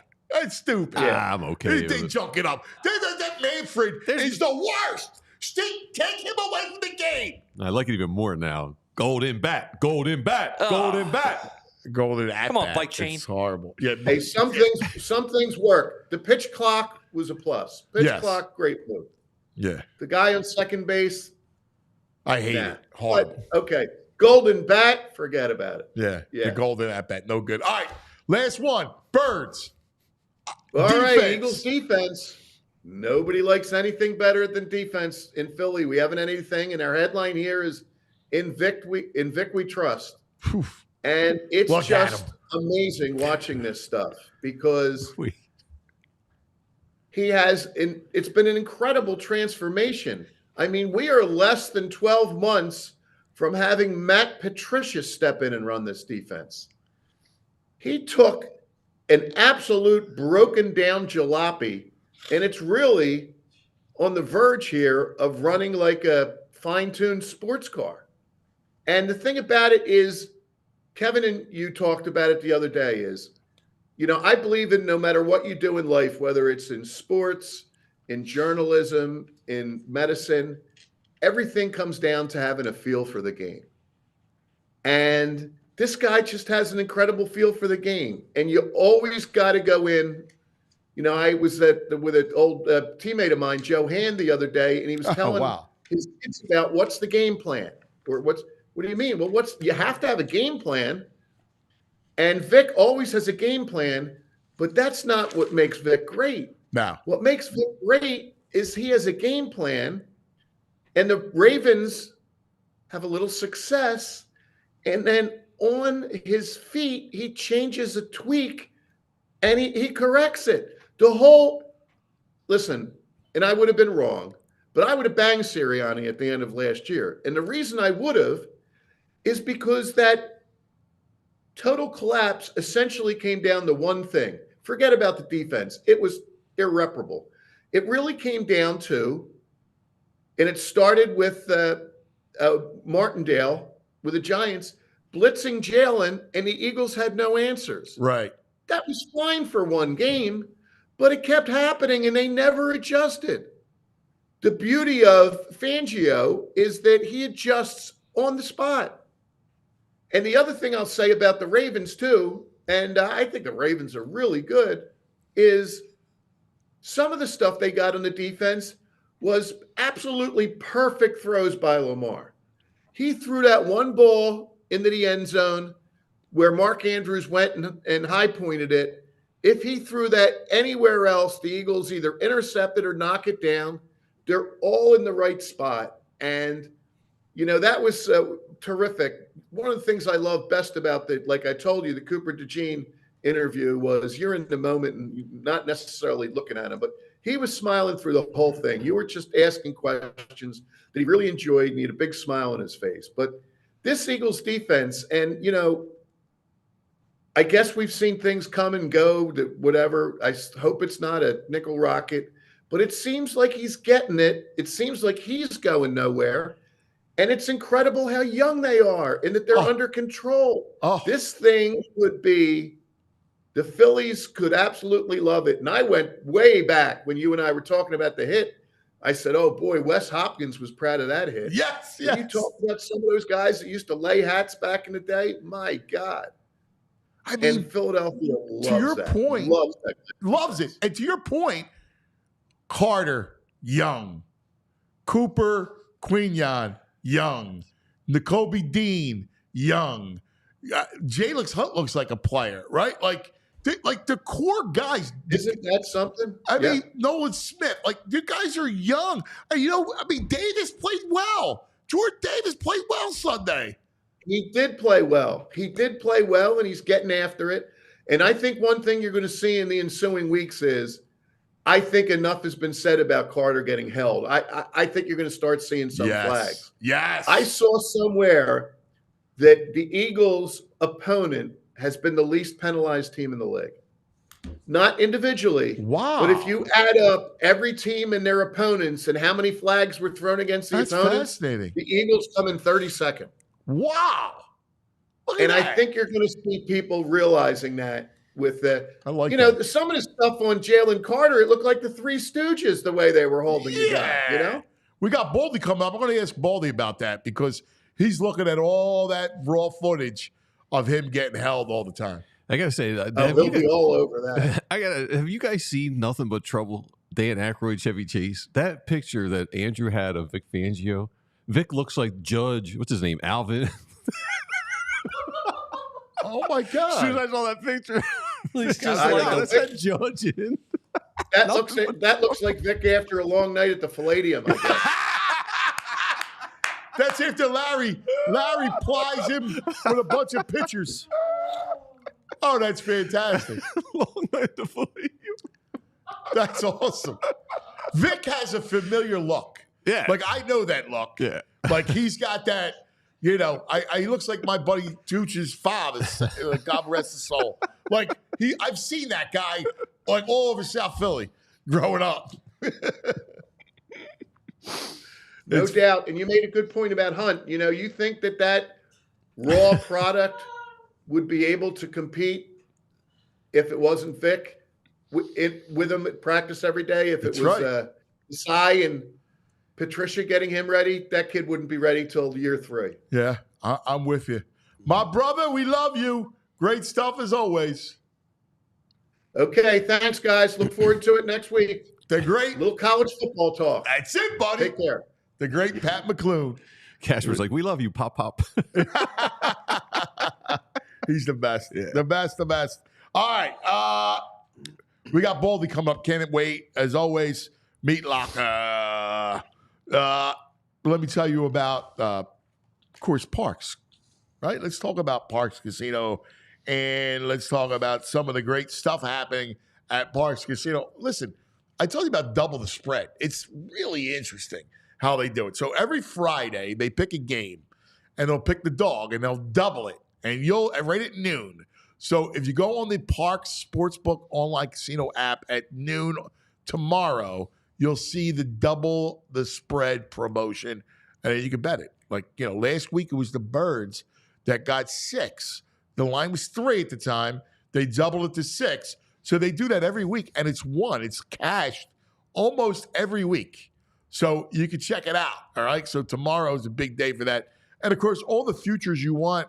I was giving you some of the college ones. $25 for Notre Dame brings back to 100 now. Penn State won 18.75. But how about the NFL, right? So the Eagles now 5-1 to win the Super Bowl. So 25 brings back 150. You get your 25 back, so you get 150 total. Listen, Birds right now, Brain said it, are a great bet to win the Super Bowl right now. Because if you think about it, you got Eagles, you got Lions, right? And then you got, on the other side, Buffalo, Kansas City, Baltimore, whatever. So the Eagles are right there at getting 5-1. A lot of value there. He also said last night, talking to the Brain for Cousins Corner at Parks, Packers tonight. He loves Green Bay. Of course, we want the Packers to win tonight. Brain says outright. He's feeling an outright piece. They're catching 3.5 tonight. The Lions, of course, banged up defensively.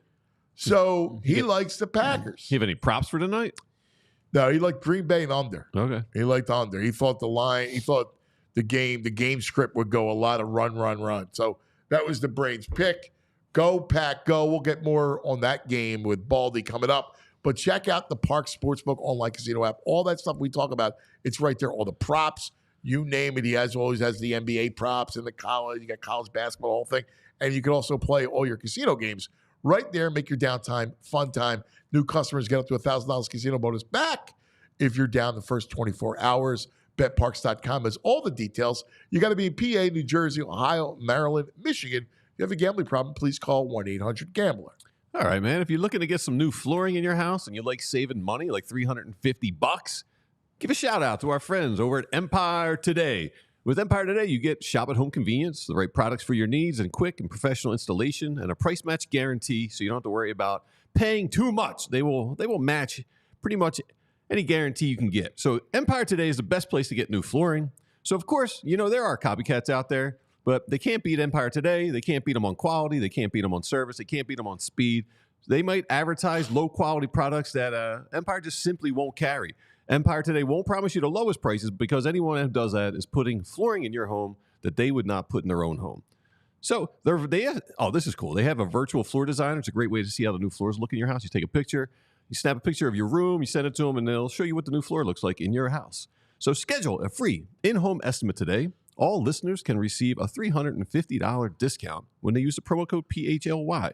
Restrictions apply. See EmpireToday.com/PHLY for details. Our friends over at Empire Today. All right, there you go. Thank you, VG. This portion of the program brought to you by Rite Aid. RiteAid.com for your nearest location. All right, joining us, it's a Meat Locker. And joining us, I can't wait to talk to him. He is the one, the only, Baldy.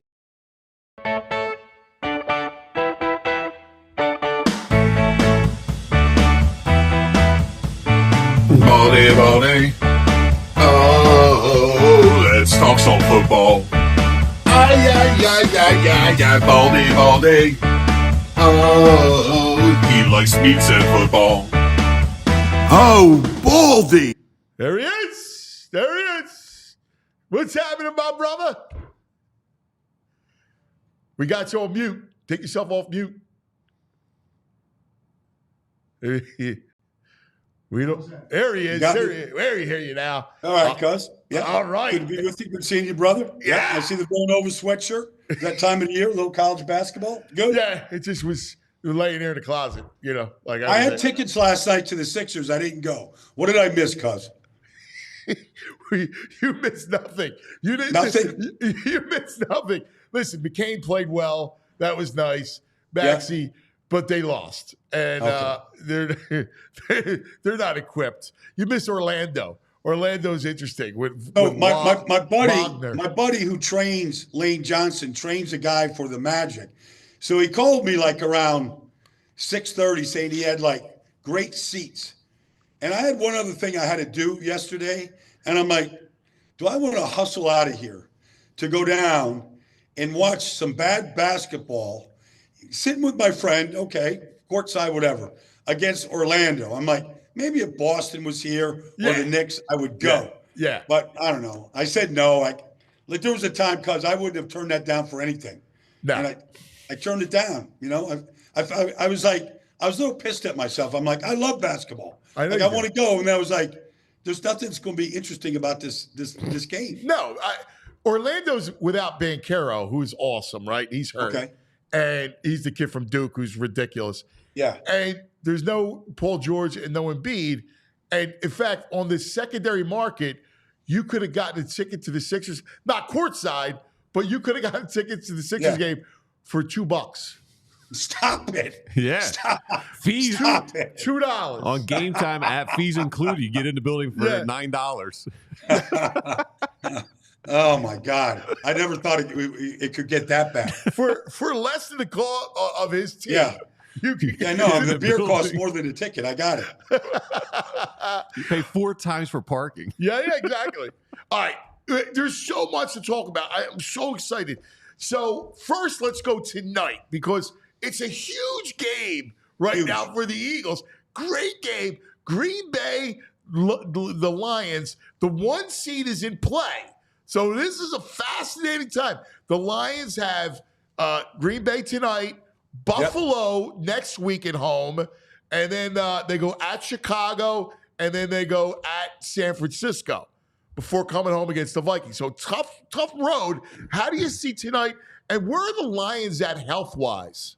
Because they're banged up, man. I mean, Malcolm Rodriguez, Alex Anzalone, obviously Hutch, but Pascal, DJ Reader. I mean, there's 5 starters. I don't know if Carlton Davis is going tonight or not. I mean, they took a guy off the street on Thanksgiving. We're playing him at corner, 10 days ago. If you go back and you look at that first Green Bay-Detroit game a couple weeks ago, I remember Brian Branch got hurt in the game. Brian Branch got hurt.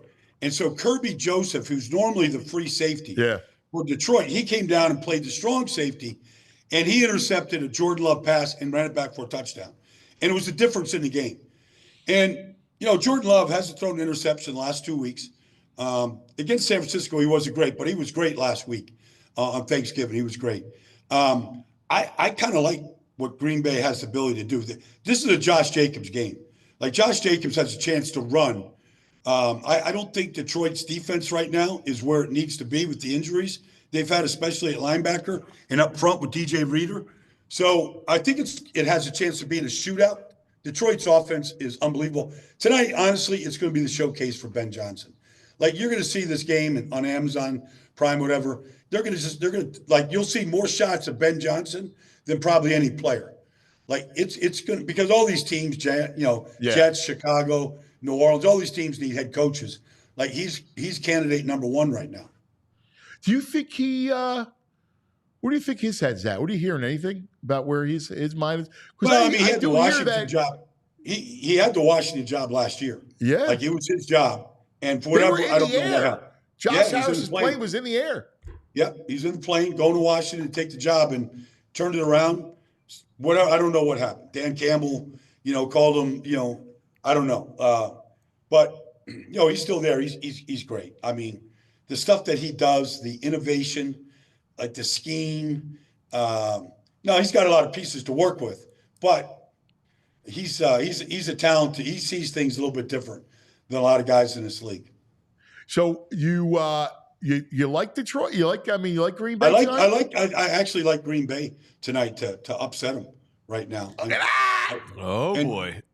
And like, look, if they do, I'm going to Minnesota on Sunday. Minnesota's sitting there at 10-2. Like, everybody's sleeping on Minnesota. Yeah. Minnesota's a good team. They're a good team.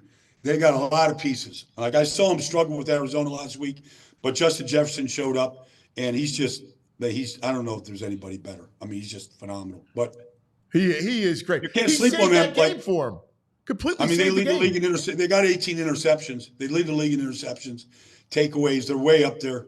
I mean, they've got, Aaron Jones is running as well as he's ever run. Like, they're a talented team, and so that division, like, the Eagles are sitting back, but they're going to beat each other up, down the stretch. It might, who knows? Philadelphia might be the benefactor of all of that. Hey, real quick on Minnesota, because you brought them up. I love Flores, and I really love that defense, but it's been leaking a little bit. Like, they had a lead against Chicago, and Chicago, they're up 11.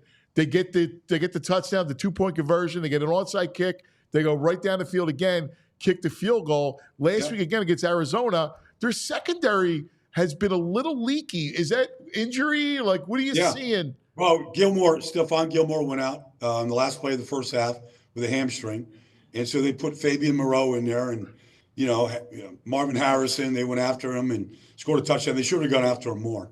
So, yes, they're down some corners right now. They're down 2 corners. And so it's been a problem. They had been a great run defense till last week, and, they ran the ball really well against them. And so it might not be as stout as what the statistics say they are.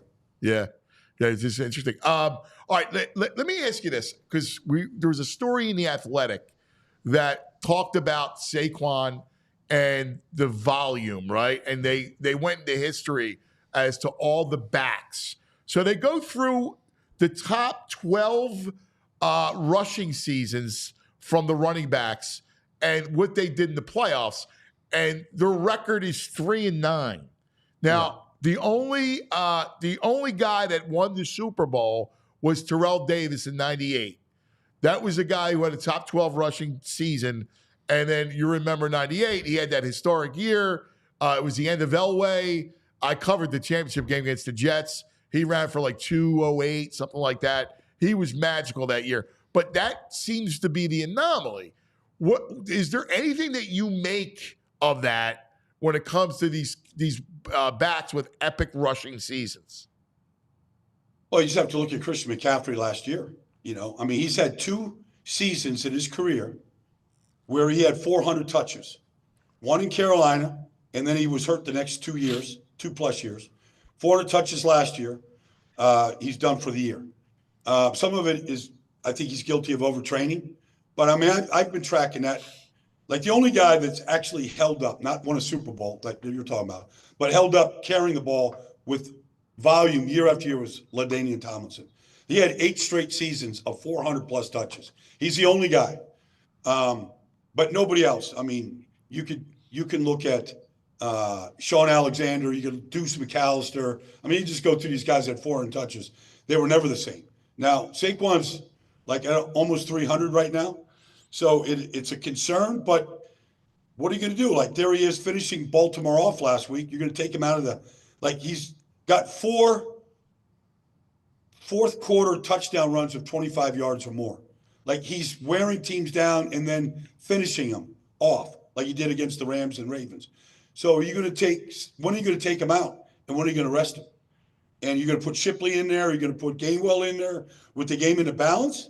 Like, I don't think they're going to do that. So it's kind of if they put Carolina away early, take him out. Like, could he go for 2,000? He can run for 2,000 this year. He's got 1,500. He can run for 2,000 and be in select company.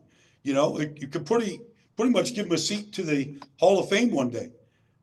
But is that going to be worth more than what the stat you're talking about right now of being worn out by the time you get to the 3 postseason games you're going to get? Or 4? And that was the whole basis of the story, is that they're so reliant. You brought up the Carolina game. Like, I look at it and I go, now you're hoping. Now Bryce Young's playing better. Their offense looks better. Thielen's back, makes a difference. Yep. But, they have a real woeful run defense.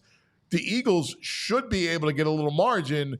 I would try to cap his carries at, 15, 16. Hope. Well, if you look at the Tampa game last week against Carolina, so Rashad White's the starter.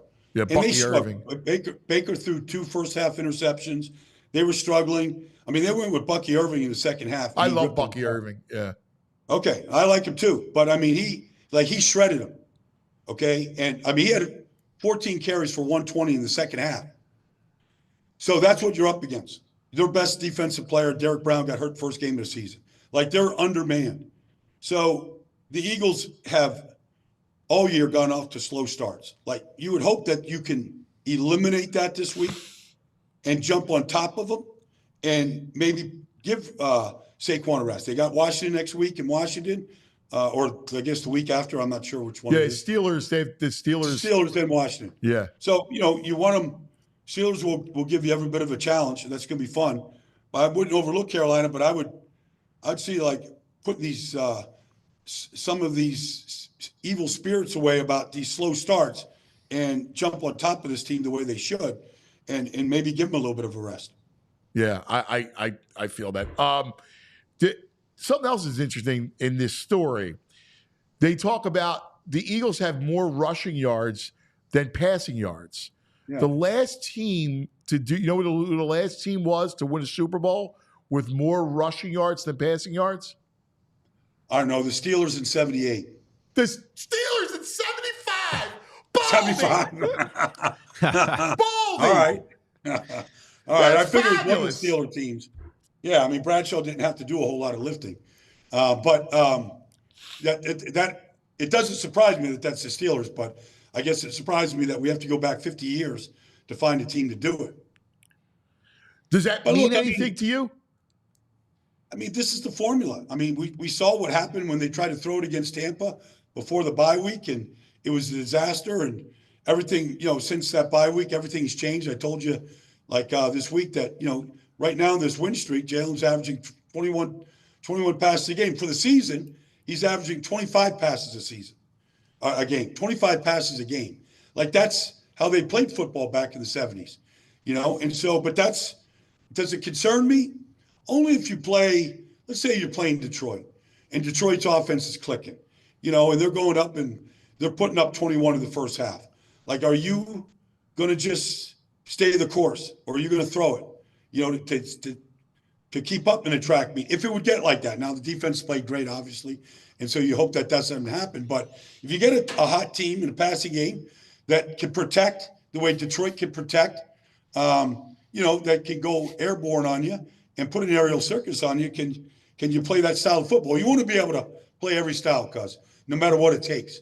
And so it's a little bit undetermined right now if they can actually play that style. Do you think, Jalen, it's obvious, seems most comfortable, RPO play action, one read, right? And listen, he's effective with it. He was effective in 22. Teams adjusted a bit toward him. But if you look what happened against Baltimore's got pretty complex coverages. They're a tough team to read. And he did a good job running the RPO play action. Is that enough for the pass game? I think the Ravens secondary stinks, and they've been broken all year. They've given up, 24 touchdown passes. Like, I'm not a subscriber to that, cuz. Yeah. Just flat out. Like, I talk to Rod Woodson all the time. He calls their games. Like, it makes, he has to, literally, bite his tongue during the game to, not jump down there and choke somebody out there. But regardless, they found a good formula to beat them. They played from behind most of the game. They did a great job limiting Lamar's explosive plays that he's capable of doing. So, they won the game against a good team, and nobody in Baltimore is happy about the results. But, if the kicker kicks the field goals, maybe it's a different game. Who knows? But, that's where they're at right now. But, no, look, I think at some point you want to be able to, maybe it's against Pittsburgh. Who knows? Right. But in one of these games, you want to be able to drop back and throw it. and get Devontae and AJ, and I don't know when Goddard's coming back, but, get these guys going and look like a real NFL team in 2024 and throw it and put it down the field and, go win some games like that. Yeah, it's interesting. It really is. I mean, that's kind of what we're looking at. Defensively, Baldy, what Fangio has done, and it's funny. I was never a big fan of that scheme because it's, kind of a bend but don't break. I mean, it takes me back to my nightmare days of Marion Campbell and the Swamp Fox. And so, but when it's played correctly, and Vic also is a really good call game, like he can call a game, but it's played correctly with really good corners and real good secondary play and great tackling. It's amazing, Baldy. The leading receivers against the Eagles are running backs and tight ends. They keep everything in front of them and they tackle. I know we talked about it a little bit on Tuesday, but I'm enamored by what Vic Fangio has done. One of the reasons why they're a great tackling team is they're not breaking down, where players have a lot of space to run, where you're now in space trying to tackle, Derrick Henry. Obviously Cooper DeJean had his hit on Henry, but he's just attacking a check down throw. But, if you're going up, even this weekend against, say, Chuba Hubbard, like he's a very fast, elusive player. Like if you're not playing with the right leverage and forcing everything to your help and your pursuit, like that guy can do damage. For the first 10 weeks of the season, he was the third leading rusher in the league. So, but what I'm saying is part of why they're a great tackling team is they're not in those predicaments of elite players and elite athletes in space where guys are just diving at their feet and they're whiffing. Like they're not, the help is never very far away. That's number one. Number two, fundamentally, these kids, Quinion and Cooper and Reed and Zach. Zach is a phenomenal player. And that's all Vic, because nobody else. Vic coached in New Orleans. He coached the Dome Patrol down there. Ricky Jackson, Swilling, he coached those guys for a long time. Sam Mills, he saw something in Zach Bond. Maybe going back to Wisconsin, who knows? Like those Wisconsin linebackers are cross-trained, but nobody else in New Orleans saw Zach Bond. Nobody. Like he was there for 4 years. Demario Davis, Pete Werner, like they had all these linebackers. He didn't see the field. They saw something in that kid, and he's been I feel like his best linebacker we've seen since, go back to the days when I played, and you had some great linebackers there. So I think it's been a long drought. Well, I don't want to say anything against Trot. Trot I know what you're saying. Yeah. But, they had, back when I was there, we had certain guys that, just light up a stat sheet, and that's what Zach Bond is doing. He's got 4 forced fumbles. They've forced 21 fumbles. They've only recovered 7, but they're getting the ball out.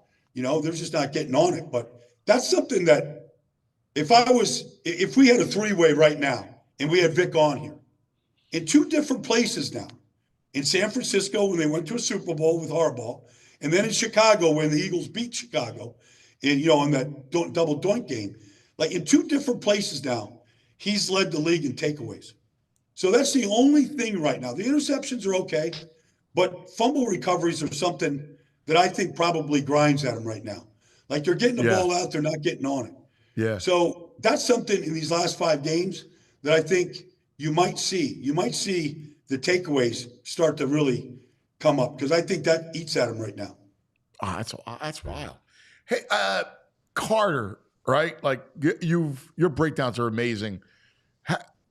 Couple things. One, how dominant, comparatively speaking, because you see all the great tackles across the league.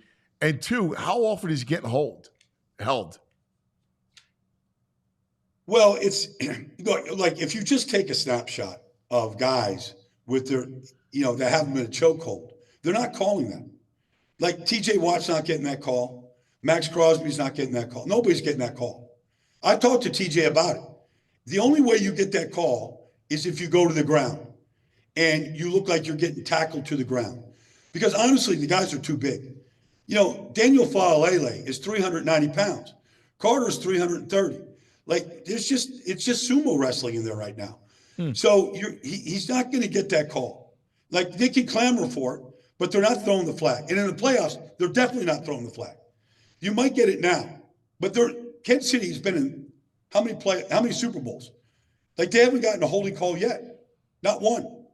They're not calling it. Belichick coached his players during the Super Bowls going, they're not calling the flag. This is what you got to do. You got to stack, you got to shed, you got to get rid of the block. You're not getting holding calls. So stop looking for it. So is he getting held? Yeah, he's getting held. I do think he's playing too many snaps. Like, he played all but one snap last week. Yeah. He played 72 out of 73 snaps. The week before, he played every snap. 66. And the reason why is because Jordan Davis played 33. He played 33% of the snaps last week. Like, I think Jordan's got to play more. They got a rotation. They're not taking Jalen out. They're just rotating, whether it's Milton Williams and Davis, and Mojo. Like, they're just a Jomo. They're just rotating on the other side. Like, I think he would be better if he was a little bit more rested. And, like, that's just me. Like, I'm proud to say that this kid can play every snap. But you see, he's getting tired. Like anybody would. You know, and no defense tackle in the league, none, are playing as many snaps as he's playing right now. Like, I think Davis needs to play more and be better, and they need to spill Jalen a little bit. You'd see better numbers. You'd see more explosive plays than what he's giving you right now, and which is a lot. Like, he's still a freak, but I feel like if you took him off the field for 10 plays, like, he's just going to be better on third downs than he is right now. That's fascinating. I think you're right. I think you're spot on. Baldy, AFC, brought the Chiefs. They see. I was funny. I was talking to Spags the other day, and like, he's worried about his injuries. Like, he's worried about his secondary. He's like, dude, he's like, I wish I had, because we were talking about Cooper, and he goes, I wish I had Cooper right now. He said, I'm worried about my injuries. Andy also, they look good offensively, except they can't block. Like, the left tackle is constantly lining up, trying to cheat, and gets called for offsides. It's unbelievable. What are you seeing, Baldy, with Kansas City? Well, they're terrible at the tackle position. Inside, with Trey and with Humphrey. I mean, they're great inside, but their tackle play is terrible. Between the penalties, between the turnstiles that both of them, Juwan Taylor, Wanye Morris, the rookie, whoever, pick a name. I mean, they signed DJ Humphries, which is an undersized offense tackle. I hadn't played all year, wasn't even on a roster. And they're hoping he can come in and give them good snaps. But teams are just like, this week they play the Chargers in Kansas City. So, there's Joey Bosa, there's Khalil Mack. I mean, these guys are looking for numbers. Yeah. And so it's a problem because they're both guilty of a lot of penalties. They're putting them in tough situations. And I just think, like, it's going to be they've got a great record. They've won a lot of close games. Mahomes is awesome in tough situations. But, he can escape a little bit and rescue some of these plays, but it's slowing the offense down for sure. Yeah, and, I like what they did. I mean, you got Hopkins, right? That helps Worthy. You got Pacheco back. You still have Kelsey. You still have Hunt. Like, their offense, skill-wise, is actually... Yeah, but if you look at, when they lost the Super Bowl to Tampa, like their offense line was broken, and they played a lot of backups at the tackle position. Same thing. Yeah. Wouldn't fix it the next year, but it's a problem right now. It is. And it becomes a bigger problem the bigger the game. Yeah. So if they get to Buffalo, if they get to Baltimore, if they get to the Chargers in the postseason, like, it's going to be a problem. I agree. I'm with you. My brother, all right, so you're off to Minnesota. Yeah.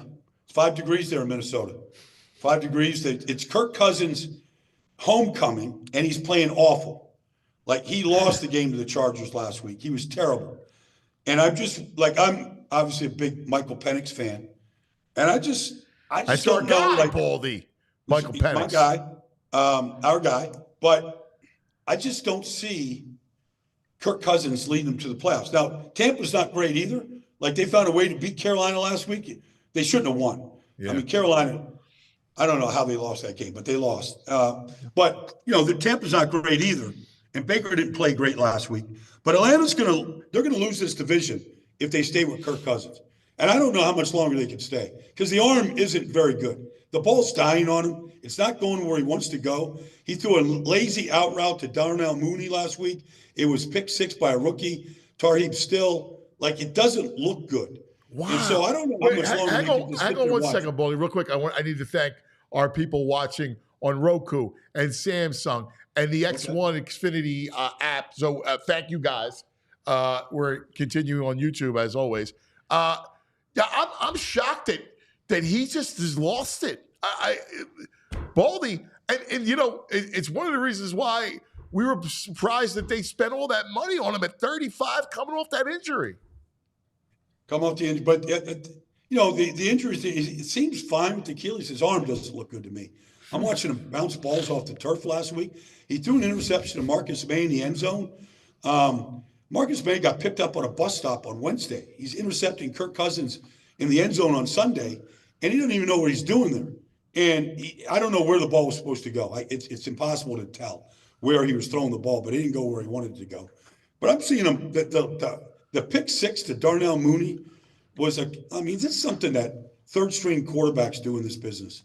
You can't make the throw that he made and make it as lazy as he made it. Yeah. Everybody, Quignon's taking that one to the house. He's not even thinking about it. Yeah. So, I don't know. We'll see.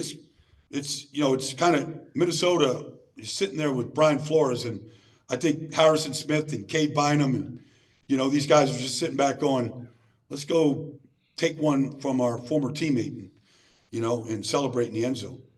Hey, Baldy, can I just ask you about this upcoming week, why we got you? The Panthers are in town. Everyone's feeling pretty chesty here. You've seen in the last 2 weeks, they've only lost by a field goal each game. Are they playing better, or is that just the Chiefs and the Buccaneers having bad games? No, they're playing better. They're playing a lot better. They should have won last week's game. They should have beaten Kansas City too, and then they had won the 2 before that. So they're playing a lot better. Bryce has played better. Threw a nice touchdown pass to Adam Thielen with 30 seconds to go, to go up by 3. Somehow Baker took him downfield and kicked the field goal at no time to go to overtime. But no, Bryce has played better since he's come back in. The last 4 games, he's played pretty well. And then they got Thielen back. He was hurt for a long time. They got a good offensive line. This Robert Hunt's a hell of a player. And then defensively, they're just scrappy, and they're all guys from other teams. Looks like honestly, it looks like a brand new franchise, like a starter up team. They've just taken guys from other teams, castaways, and they're sort of molding them all together right now. Never too soon to look toward the new hires. How many jobs do you think are going to be open? We know Chicago. We know Doug, right? He'll probably be out in Jacksonville. Jets, New Orleans. Maybe if the Giants lose out, they don't want to make a change, but they don't win a game and end up 2-15, they're going to make a change. Wow. Those are for sure, and so Chicago, obviously, but where else could Dallas? Is McCarthy safe? Dallas is, I don't think he's safe. I don't think he's safe at all.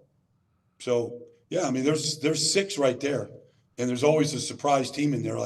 Could Miami make a change, with the disappointing season they're having? It's possible. Who do you like? Obviously, Ben Johnson is one of the hot guys. Anybody else you watch that game tonight? Look at how many shots Amazon gives you of Ben Johnson during his game. Yeah. It's going to be like an audition. But I like Thomas Brown in Chicago. I think he's going to. We'll see what happens. He's got a bunch of division games coming up. San Francisco this weekend. He has a chance to get in that. But Mike Vrabel's out there. Belichick's 1 floor below me right here. His card never seems to leave this building. All he's doing is prepping for a possibility of a next job. If they would have signed him in Atlanta, I feel pretty confident that Atlanta would be running away with that division right now. But, I can't see him not getting a job, but, it's got to be the right fit, I guess. Maybe Dallas is the place for him. I don't know. It's interesting, man. The whole thing's fascinating. And lo and behold, whose job is rock solid? Nick Sirianni, baby. think football's the best. There was a report, someone at ESPN saying if he does not win it this year, that he's on the hot seat. How in the world could you put the guy on a hot seat if you're going to win double digits again? I'm just saying what people are reporting. Yeah, I don't know. Like, there's a lot of reports that don't have any sources attached to them. Yeah. They're just reports. I don't know. Like, nobody, I don't think Howie Roseman is giving any interviews saying, if Nick doesn't win, like, we'll make a change. Exactly. We'll get Belichick. Exactly. Yeah, I don't think they're doing that. Baldy, we love you, buddy. You're the greatest. Likewise, cuz. Great talking to you, man. Have a great weekend. Enjoy that game tonight. It's going to be fun. Can't wait, man. I'm fired up, man. I can't wait to watch. Let me know when there's a good Sixer game to go to. All right. I'll get the tickets this time, all right? Yeah, all right. All right. I'll come join you, buddy. All right, man. Sounds good. There he is. The one, the only Baldy. So we're in this building, right? This building, man. It's about 1,000 years old. Yeah. 200 years old. We go back to, or 250 years old. We'll go back to 1776. It was probably constructed. And there's always noises and weird things that happen. Yeah. In this building. Just now, there was a big loud. What was that? It's our HVAC system that's in here that warms us up, and it sounds like it's on its last legs. Yeah. Something kicked on. It sounded like it was going to fly through the ductwork. We better get Casper in anytime here. it turns on, it like goes. So it's about to go any minute. Well, we smelled the burning. That was yesterday. The one in the other studio. It's like, who's making toast? That's just Vinny. But I was worried about Vince getting toasted by the HVAC system here. I was concerned for my health. I was like, uh-oh, I hope someone else smells this. Yeah, I know. Crazy. All right, time now for our Rite Aid back in the day moment. We're gonna go. We're gonna do a little. We're going back. We're going back. We're going back in the day with Rite Aid. Yeah! Winter meetings starting up. Yeah. We're going to go back for a little baseball. We're going to go back in the day, some Michael Jack Schmidt. The trailer just got released for the documentary coming out next week. I cannot wait for it. So let's take a look at the trailer. Amazing.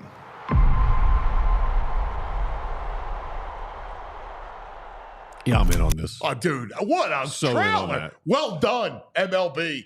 Well done. The music was fantastic in the back. The trailer, how they cut it, Charles and Doc and going on. The iconic. Oh, yeah. I can't wait to do the Mike Schmidt show next week, which we will do. Nice. Yeah, we will be doing all that stuff. That's going to do it for us today. Thanks to our friends for hanging out with us, as always. I got to get out of here. I got some chains to steal. Bike chain. Nice job, Frazier. Way to go. We'll be back tomorrow. It'll be a football Friday tomorrow. Cannot wait. Jay's hit. Can't wait. Go, Pack, go.